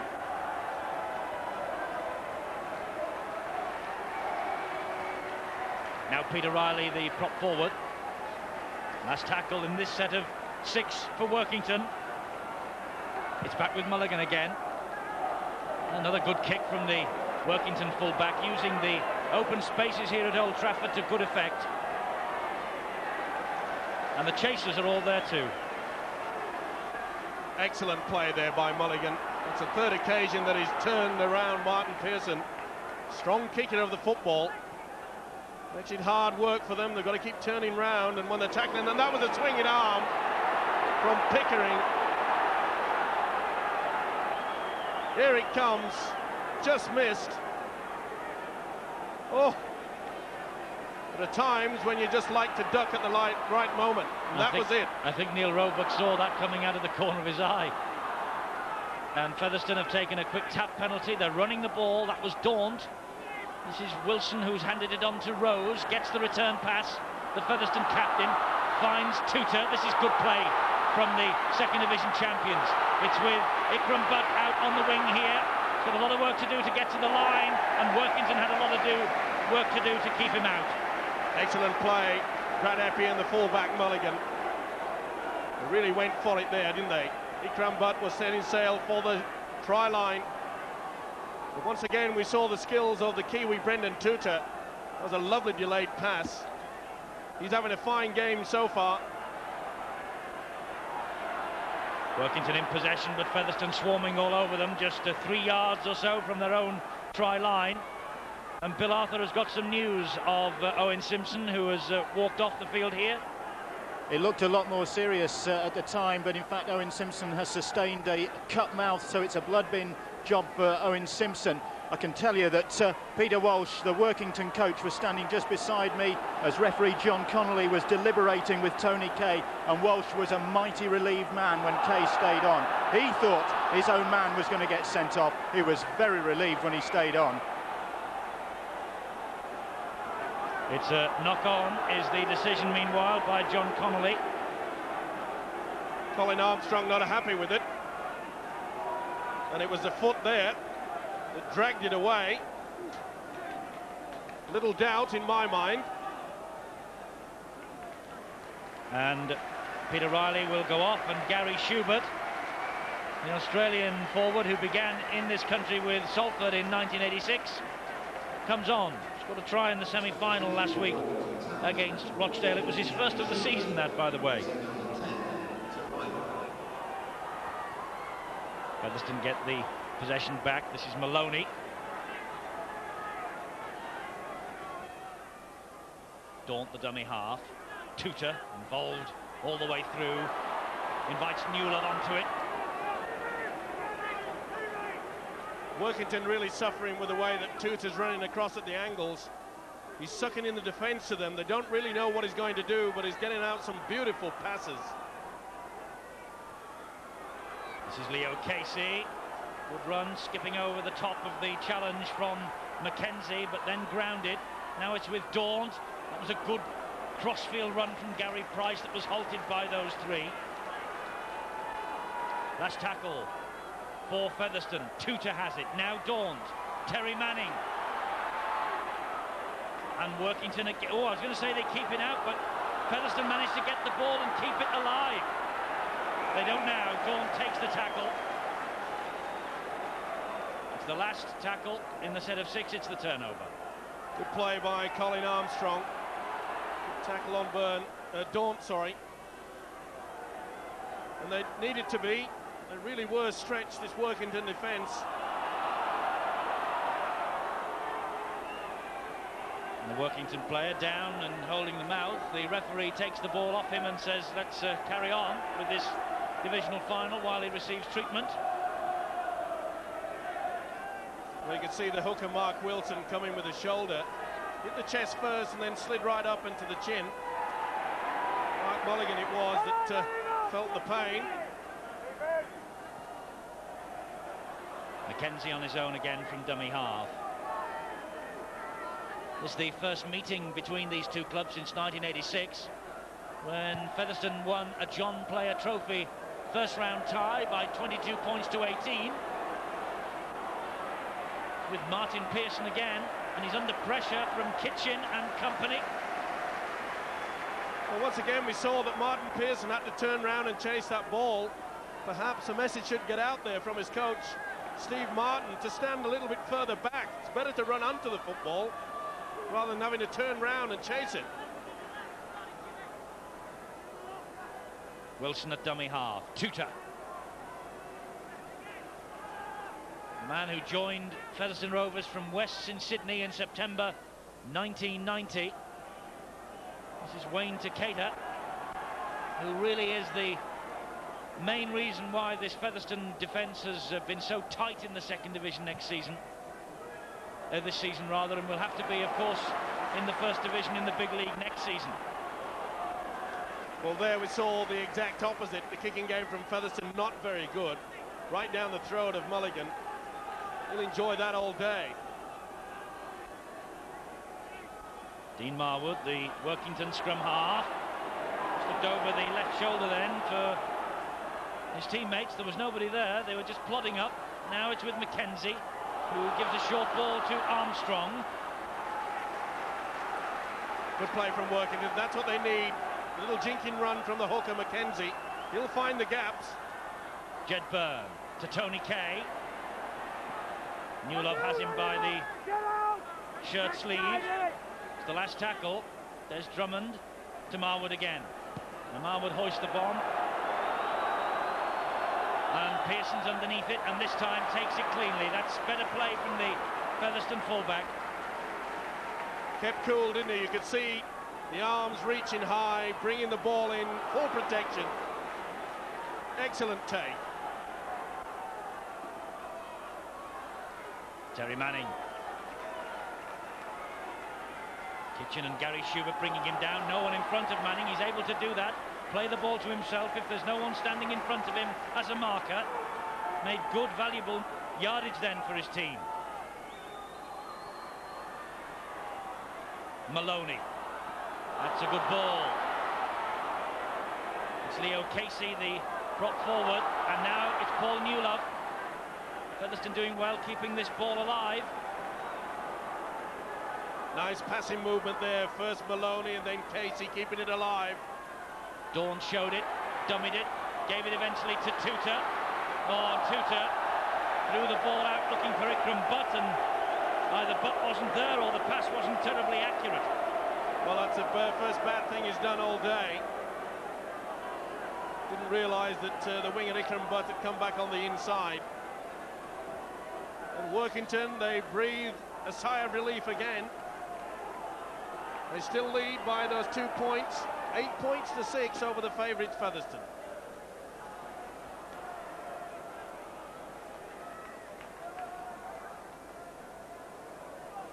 Yes, it's 8-6, Workington Town ahead.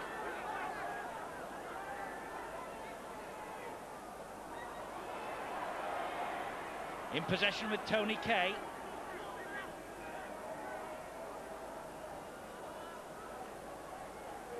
Mulligan. Another good kick downfield. Oh, great stuff. He's kicked well all day, hasn't he, Mark Mulligan? The Australian who's settled into the full-back berth. Well, you saw on the replay there, the full follow-through of the leg, the right leg swinging. It's the action, not just the strength, the timing. Beautiful execution of a kick there. We're getting a bit sick and tired of this, the Featherstone pack having to turn round once again.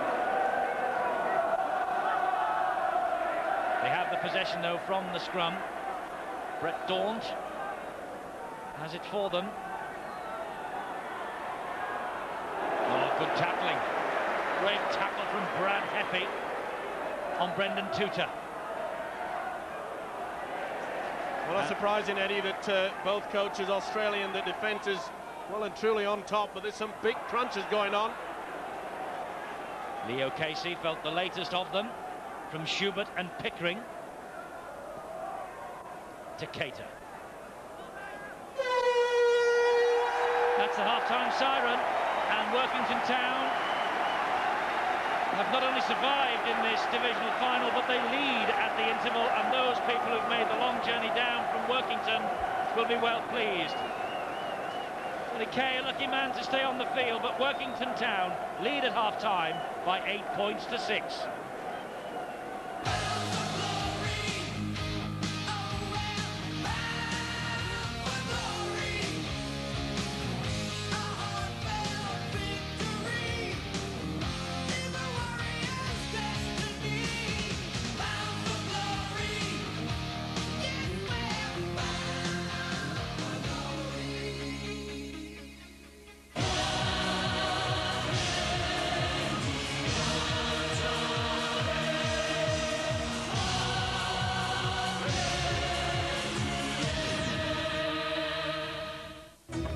Tonight on Sky Sports, a golfing double.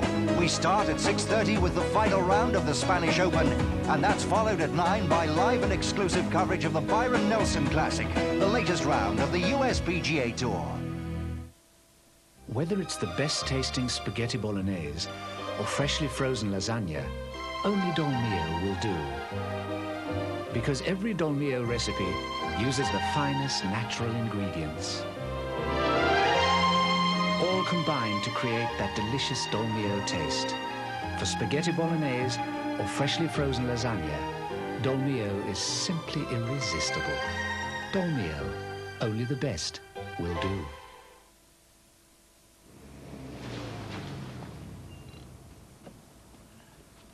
Looks all right, eh? I'll have a pint. Right. I'll have a pint of it, please, and a large juice.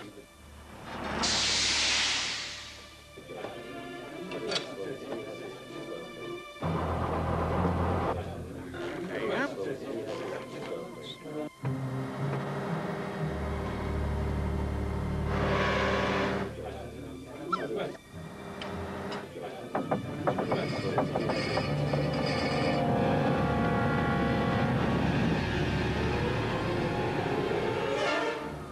Morning, Frank. Morning. Usual.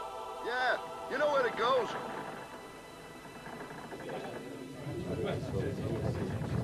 Stones, of course.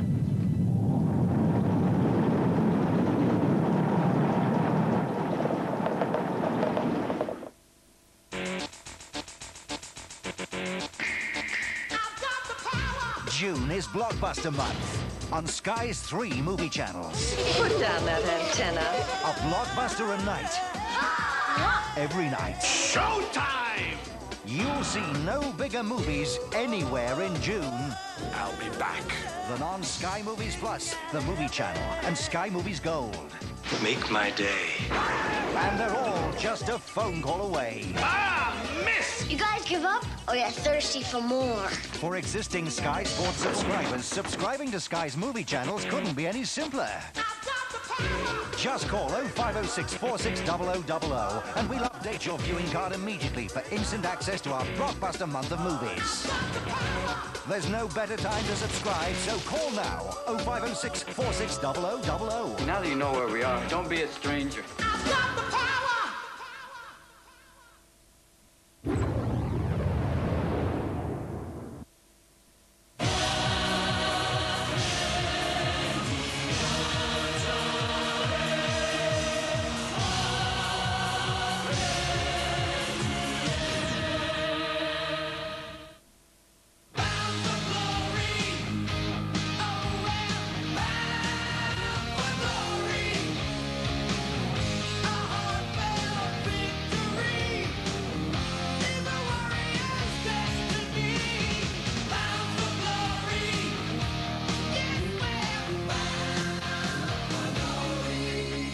And Workington Town are doing you proud in the 3rd Division. They lead here at half-time against the 2nd Division champions Featherstone by 8 points to 6. And if it stays like this, by a long way, this will be the lowest scoring divisional final in the 6-year history of this competition. A long way to go yet, but last season it was 34 points to 20 when Sheffield took on Oldham. Now then, we have the two handy Andys with us on the gantry now. Andy Gregory of Leeds, who's been here all day, and the brand new Stonesbitter Man of Steel for 1993, Andy Platt. Andy, first of all, welcome to you and congratulations. Thank you.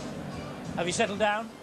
You're concentrating on rugby now? Yeah, it was a pretty hectic night on Friday, but somebody said that I started off Man of Steel, ended up Man of Putty, so maybe right. I can't believe it, but you're enjoying this divisional premiership final with us.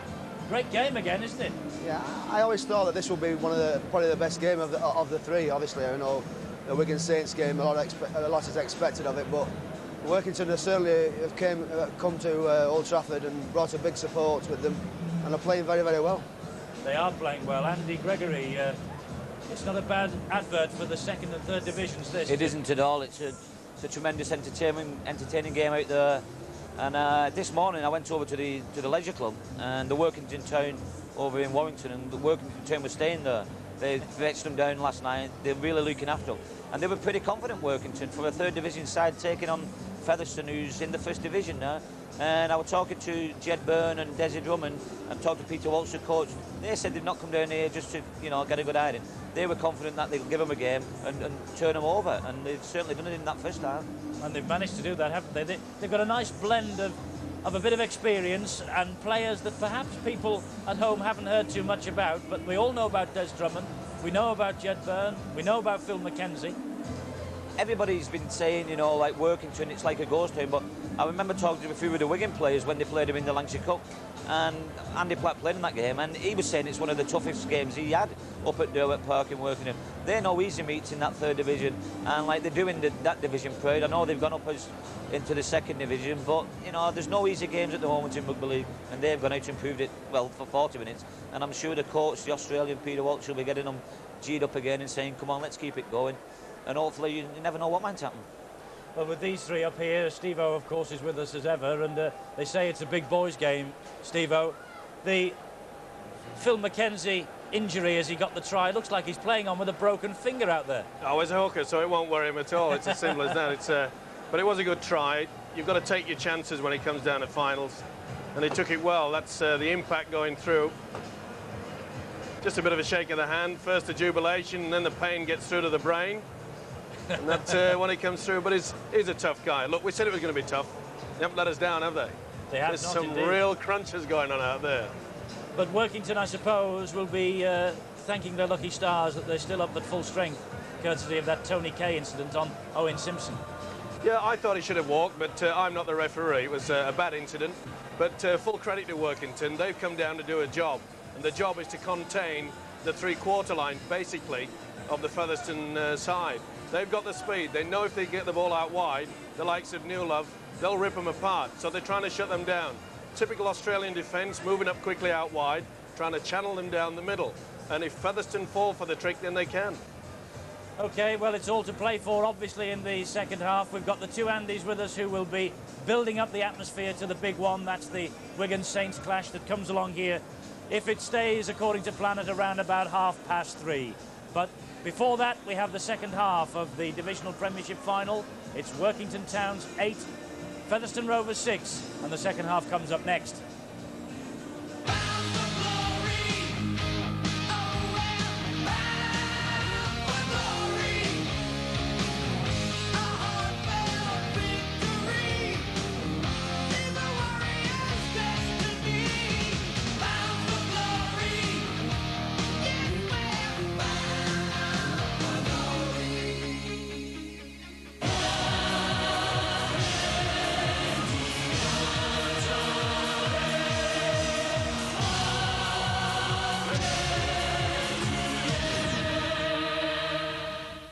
Wednesday, a simple case of hit and run. There was somebody else on that road that night, wasn't there? And that somebody is killing girls. Or a fatal obsession with devastating consequences.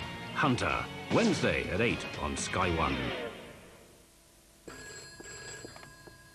Arms, sir. Head office. Excuse me, sir.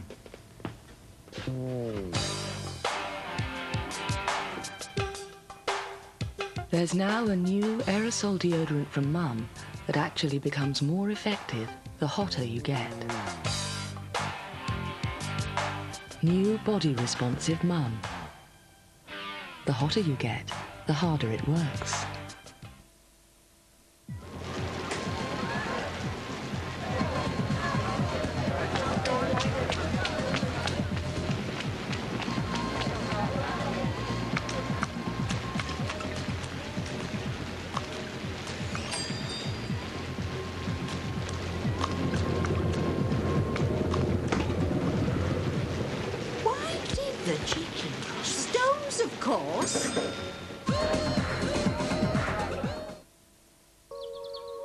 Imagine a world full of fresh ideas, with ice on command. A silent world that always sparkles. Instant heat. And ovens with the power to microwave. Imagine the world of Whirlpool. Whirlpool brings quality to life. Now, for the good of your dog, improved recipe Pedigree Chum. Specially balanced to be completely in tune with your dog's system, it's more digestible, more enjoyable than ever. Top breeders agree. I recommend the improved recipe Pedigree Chum for all dogs, even for dogs that found it too rich. He's put on body and coat and condition, and he's a happier dog. For fitness you can see in a dog. Improved recipe Pedigree Chum. In association with Sega, Sky Sports takes you live to Norway as the group leaders battle for a place in the World Cup finals. England's World Cup campaign is underway. June 2nd, Norway beat England in a World Cup qualifier. Norway shocked England at Wembley. Now they must be beaten at home on their own turf. Beats him! Brilliantly for England! England must win to stay ahead of Holland in the finals race. June 2nd, Norway battle England, and the only place you'll see the whole match live is on Sky Sports.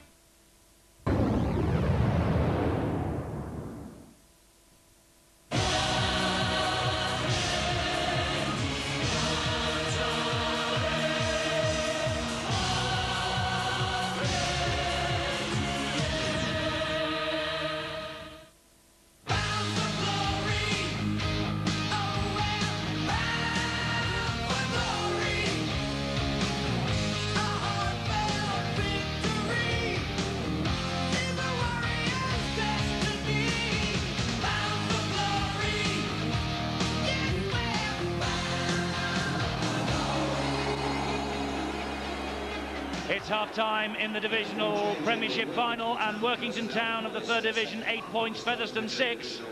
Coming up, of course, we have the big one, Wigan against Saints, but there's a lot of rugby to be played in this divisional final before then. Quick look at the match facts.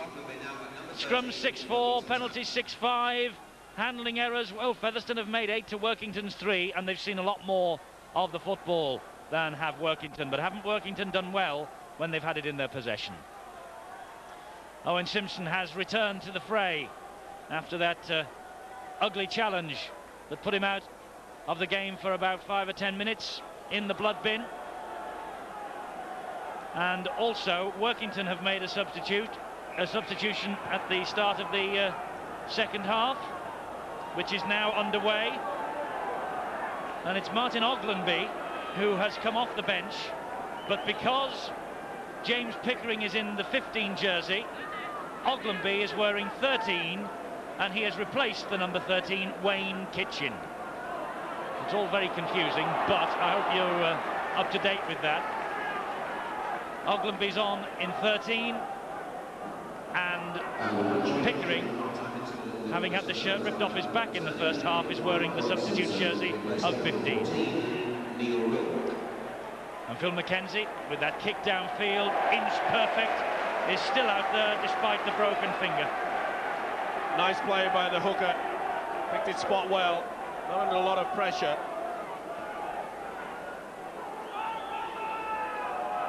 There's the substitute, Martin Oglenby, former Glasson Rangers amateur, substitute for Cumbria against Papua New Guinea last season, and getting in the tackle on Francis Maloney. Now here's Paul Newlove, steps through one challenge and another, but can't get away from the third man in, Tony Kay.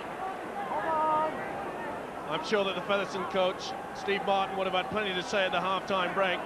The most important factor that I feel, they've got to get this ball out wide. First receiver should be standing a little bit wider, or perhaps not use the forwards all the time. They've been forced into it at the moment, but running a little bit wider, especially Brendan Tudor as well, should get that three-quarter line going. It's the last tackle. We've just realised we're about midway through this mammoth extravaganza from Old Trafford. We've had a wonderful Academy Cup final. We've got a compelling divisional final underway, and we have the big one, Wigan Saints, still to come. Nice kick by the halfback, Brett Daunt. Will be an important factor in these the second half, this combination with Maloney, the halfback positions, up against some experienced campaigners in Jed Byrne and Dean Marwood.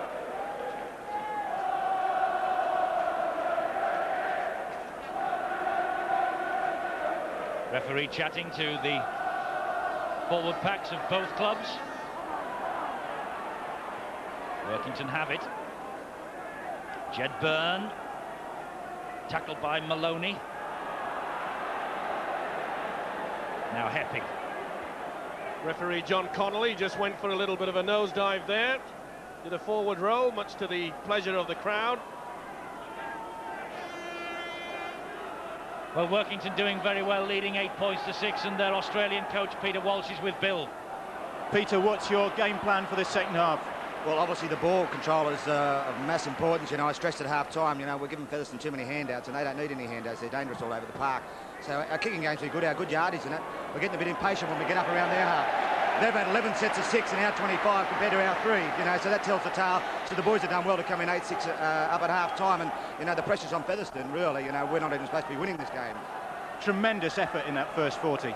Well, it had to be defensive-wise, you know, because, as I say, our ball control wasn't as good as, you know, I would have liked. A couple of cheap shots, giving silly penalties away, you know, it's just not good enough, you know, and I hope we can control the second half a lot better. If we do that, I'm very confident. What about this amazing Cumbrian support? Oh, they're great. They love their rugby league, and they love a town that's a side that's winning, and, you know, we thank them for their efforts during the year, and I'm sure they're playing a big part in us being here today. But, you know, there's a long way to go yet, and I'm sure there's another cheap shot again, so, you know, we're just helping Featherstone out too much, and they'll end up making us pay. We just can't handle that kind of pressure. They're too good a side, so hopefully we can hang in there. Gary Schubert there coming in right over the top. To their coach, Australian coach, and working in Peter Walsh, making it quite clear that they were giving those cheap shots. Not to give any handouts. They're a good side, they're fully aware of it. But at the moment, they're still 2 points in front, 8-6. Featherstone in possession, though, with Leo Casey.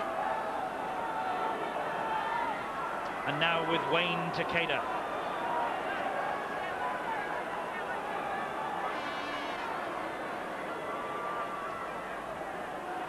This is Brett Daunt, and he offered the chance then for Maloney to take that pass and go through the gap, but good tackling by Pickering and Armstrong. And in the end, the referee, seeing that Armstrong was pulling at the jersey of the Featherstone player, gives the second division side a penalty.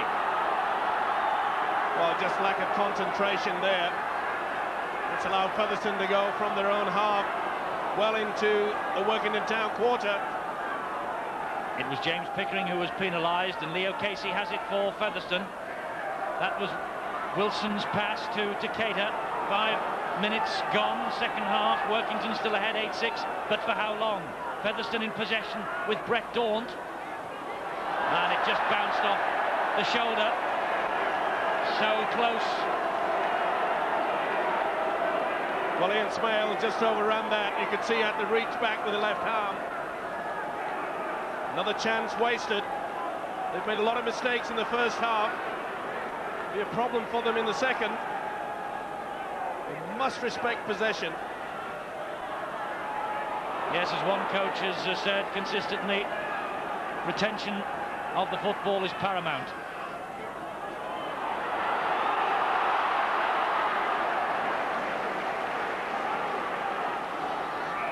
Mackenzie trying to release Marwood, and Featherstone moved off the mark too quickly. Well, you can see they were not standing square. They were very slow to get back. This gives the opportunity for Workington to launch yet another attack.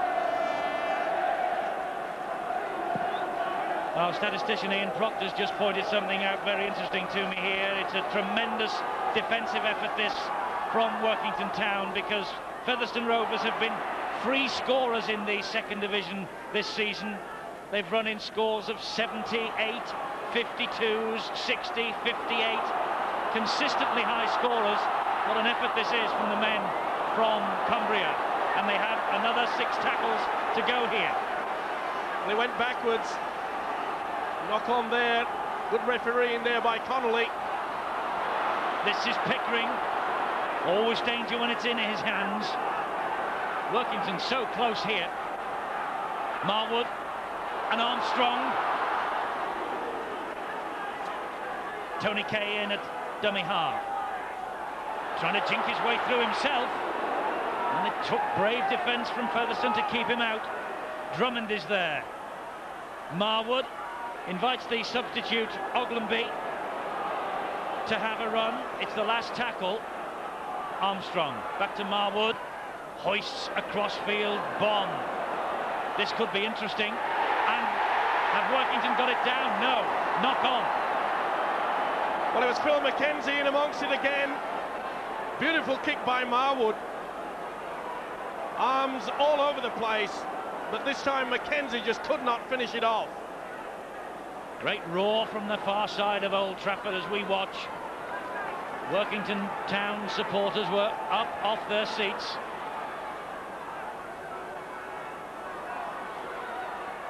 And they really have matched Featherstone all the way, haven't they? It has been, as their coach Peter Walsh has said, a tremendous effort. No wonder he's confident. Well, they've just never allowed the link, have they? They've never allowed Maloney and Daunt to get things going for that fast three-quarter line. And full credit for that. The likes of Kay and Heppy moving in the centres very quickly, shutting them down, forcing them down the centre. Daunt's kick over the top, right down the throat of Mark Mulligan. Tackle was from Tutor. Bit of help from Takeda. He's worked hard all day as Brendan Tutor, referee though, will pull this attack back by Marwood. And it's a penalty to Featherstone because he didn't play the ball properly. Well, you can see on the replay that he didn't.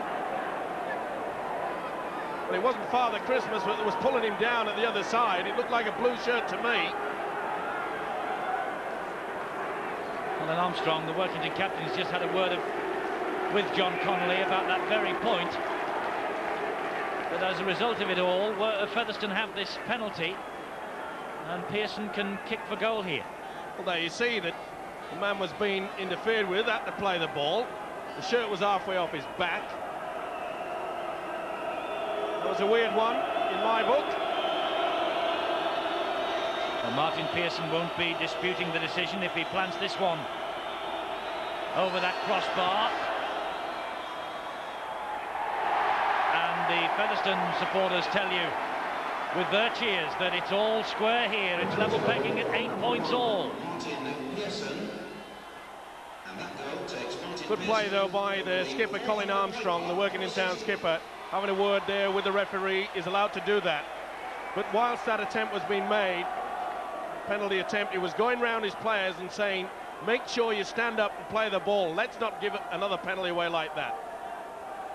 That penalty goal, by the way, from Martin Pearson. He is now over 400 points for the season. Terrific effort from the Featherstone Rovers fullback.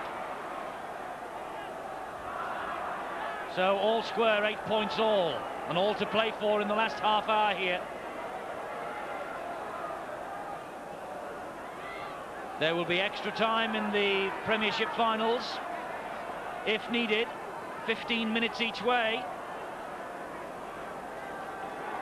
Well, that's the type of play that's surprising me from Featherstone, really.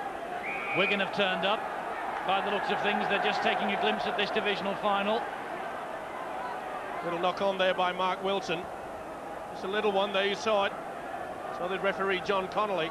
But I've been surprised with the way that Featherstone are using the likes of Brendan Tutor right down the middle, and really, when you've got people like Gary Price, Smales and Tutor who can run, they should be moved further out. This is Tony Kay of Workington. It's Oglamby. Disappears under the challenge from Manning and from Tutor. Marwood to the fullback Mulligan. Workington, their last trophy in the 70s, the Lancashire Cup.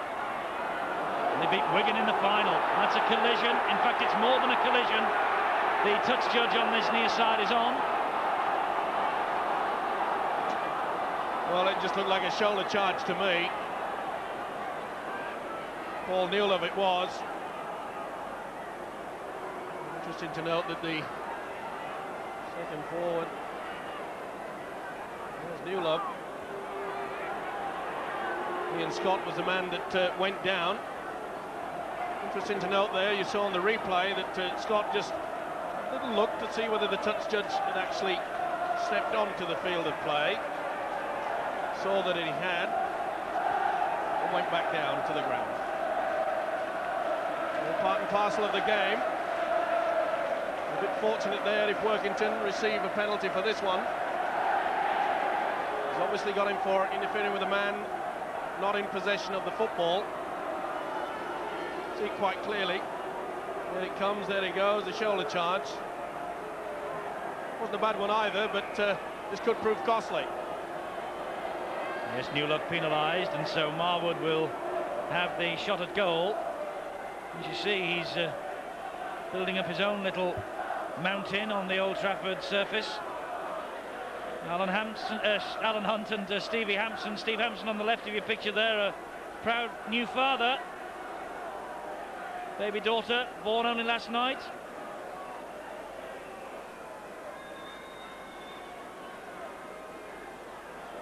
So congratulations to Steve Hampson and Lisa on the birth of little Charlotte.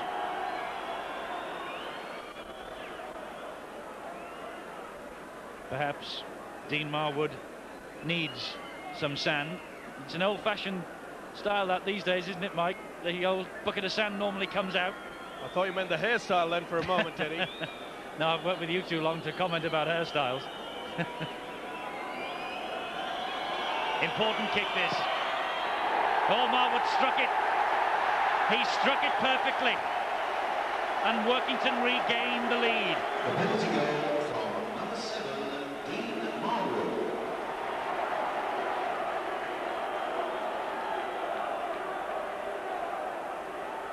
He doesn't look old enough to play, does he? But he kicked that goal absolutely beautifully. It was over the posts from the moment it left his boot, and the two captains, Mark Wilson and Colin Armstrong, been brought together by referee John Connolly. And he wants them just to settle things down a bit. Jed Byrne runs it back for Workington. So much at stake, not only the prize money, something in the region of £10,000, but also the divisional premiership itself and the silverware. Well, the important time now is for both sides not to lose their composure, not to panic. Pickering with this run, marauding forward, and talking of marauding forwards, there's another one, and it's good to see him back on his feet. Kevin Ward of St Helens here for this Premiership final, and that ball goes out on the full, so play will be brought back. It was on the last tackle and it'll turn over possession. A little bit too strong there from Mackenzie. Probably one of the few kicks that haven't gone Workington's way. Their kicking game today has been excellent. Pearson has linked in with the attack, just slipped on the Old Trafford surface, brought to ground by Schubert. This is Leo Casey. Well, I'm still waiting for Featherstone to try this link. They've got to give more ball to the three quarters. Gary Price.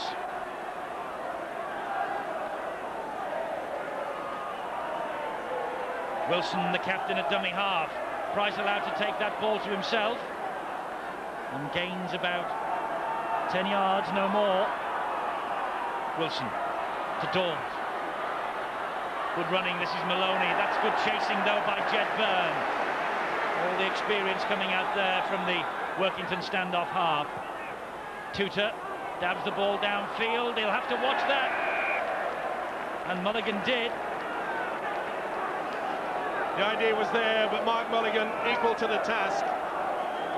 Put his body between the ball and the oncoming attackers. Peter Riley is going to come back into the action for Workington to replace Ian Scott, the second rower. A little reluctant to leave this Old Trafford stage at the moment. And here he comes now, he's spotted his number. So the prop forward returns.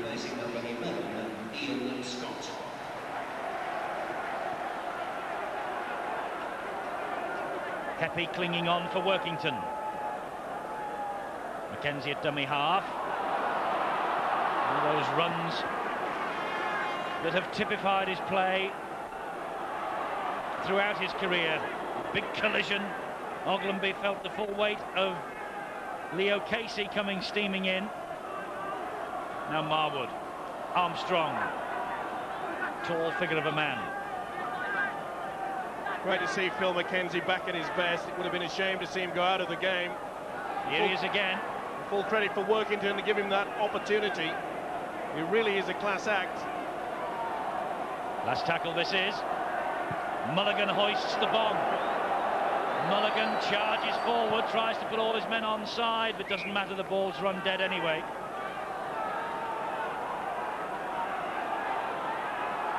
Now Brendan Tutor, as Featherstone bid to just put the foot on the gas and up the tempo, and they're given a penalty for flopping. Well, Tutor trying to get to the ground, off the ground, and play the ball quickly. It's a ploy to try to catch the defence going backwards. And that's good thinking there to slow things down. Neil Roebuck has come on for Wayne Takeda, the prop forward for Featherstone. So both coaches just jiggling things around a bit to try and secure this divisional premiership. And Workington seeing a lot more of the ball in this second half. But at the moment it's in possession of Featherstone with Leo Casey, but that's Byrne and Pickering with the tackle. Well, they'll just soak this up all day, these Workington forwards. They're having the time of their life. Featherstone's just playing right into their hands. They've lost the plot a little bit of Featherstone. They really should have to get this ball out wide. Maybe they will now with Newlove. The shrugs Brad Heppy off. Newlove, second division player of the year. That's good play. Manning, Pearson turns the ball back. Dawn gets a long pass out to Owen Simpson. Skips round one. Can't get away from Mulligan. Gives it straight into the arms of Pickering, who runs the ball out. You can't believe it. The big prop forward, Pickering. The man at the right moment, but I'm afraid he just went in touch there. He knows the pressure is off only for a few seconds. Featherstone head and feet at the scrum.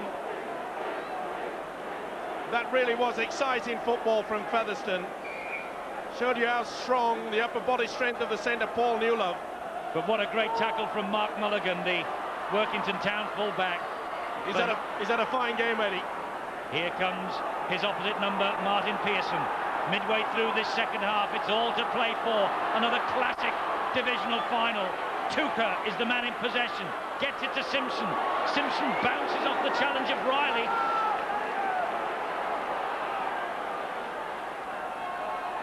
Wilson to Dorrant. Price. The support was there from Newlove again, and Newlove was hurt there. Not only hurt, but did he drop the ball? Oh, he looks in a lot of pain. The leg went underneath, and then the impact of the tackle took him back over. Oh, and he's hurt. There you see Colin Armstrong down, and there the impact from the fullback Mulligan twisted him round. That is painful. We'll see more clearly. Armstrong goes low, and the impact from the fullback Mulligan twists him in the tackle. The leg stays straight. Oh. Well, he was on top of the world on Friday night when he was named second division player of the year. But now he looks in all sorts of pain, and I think it's the ankle. The referee calls time off. Some very concerned Featherstone medical officials there. One of the brightest prospects in the British game.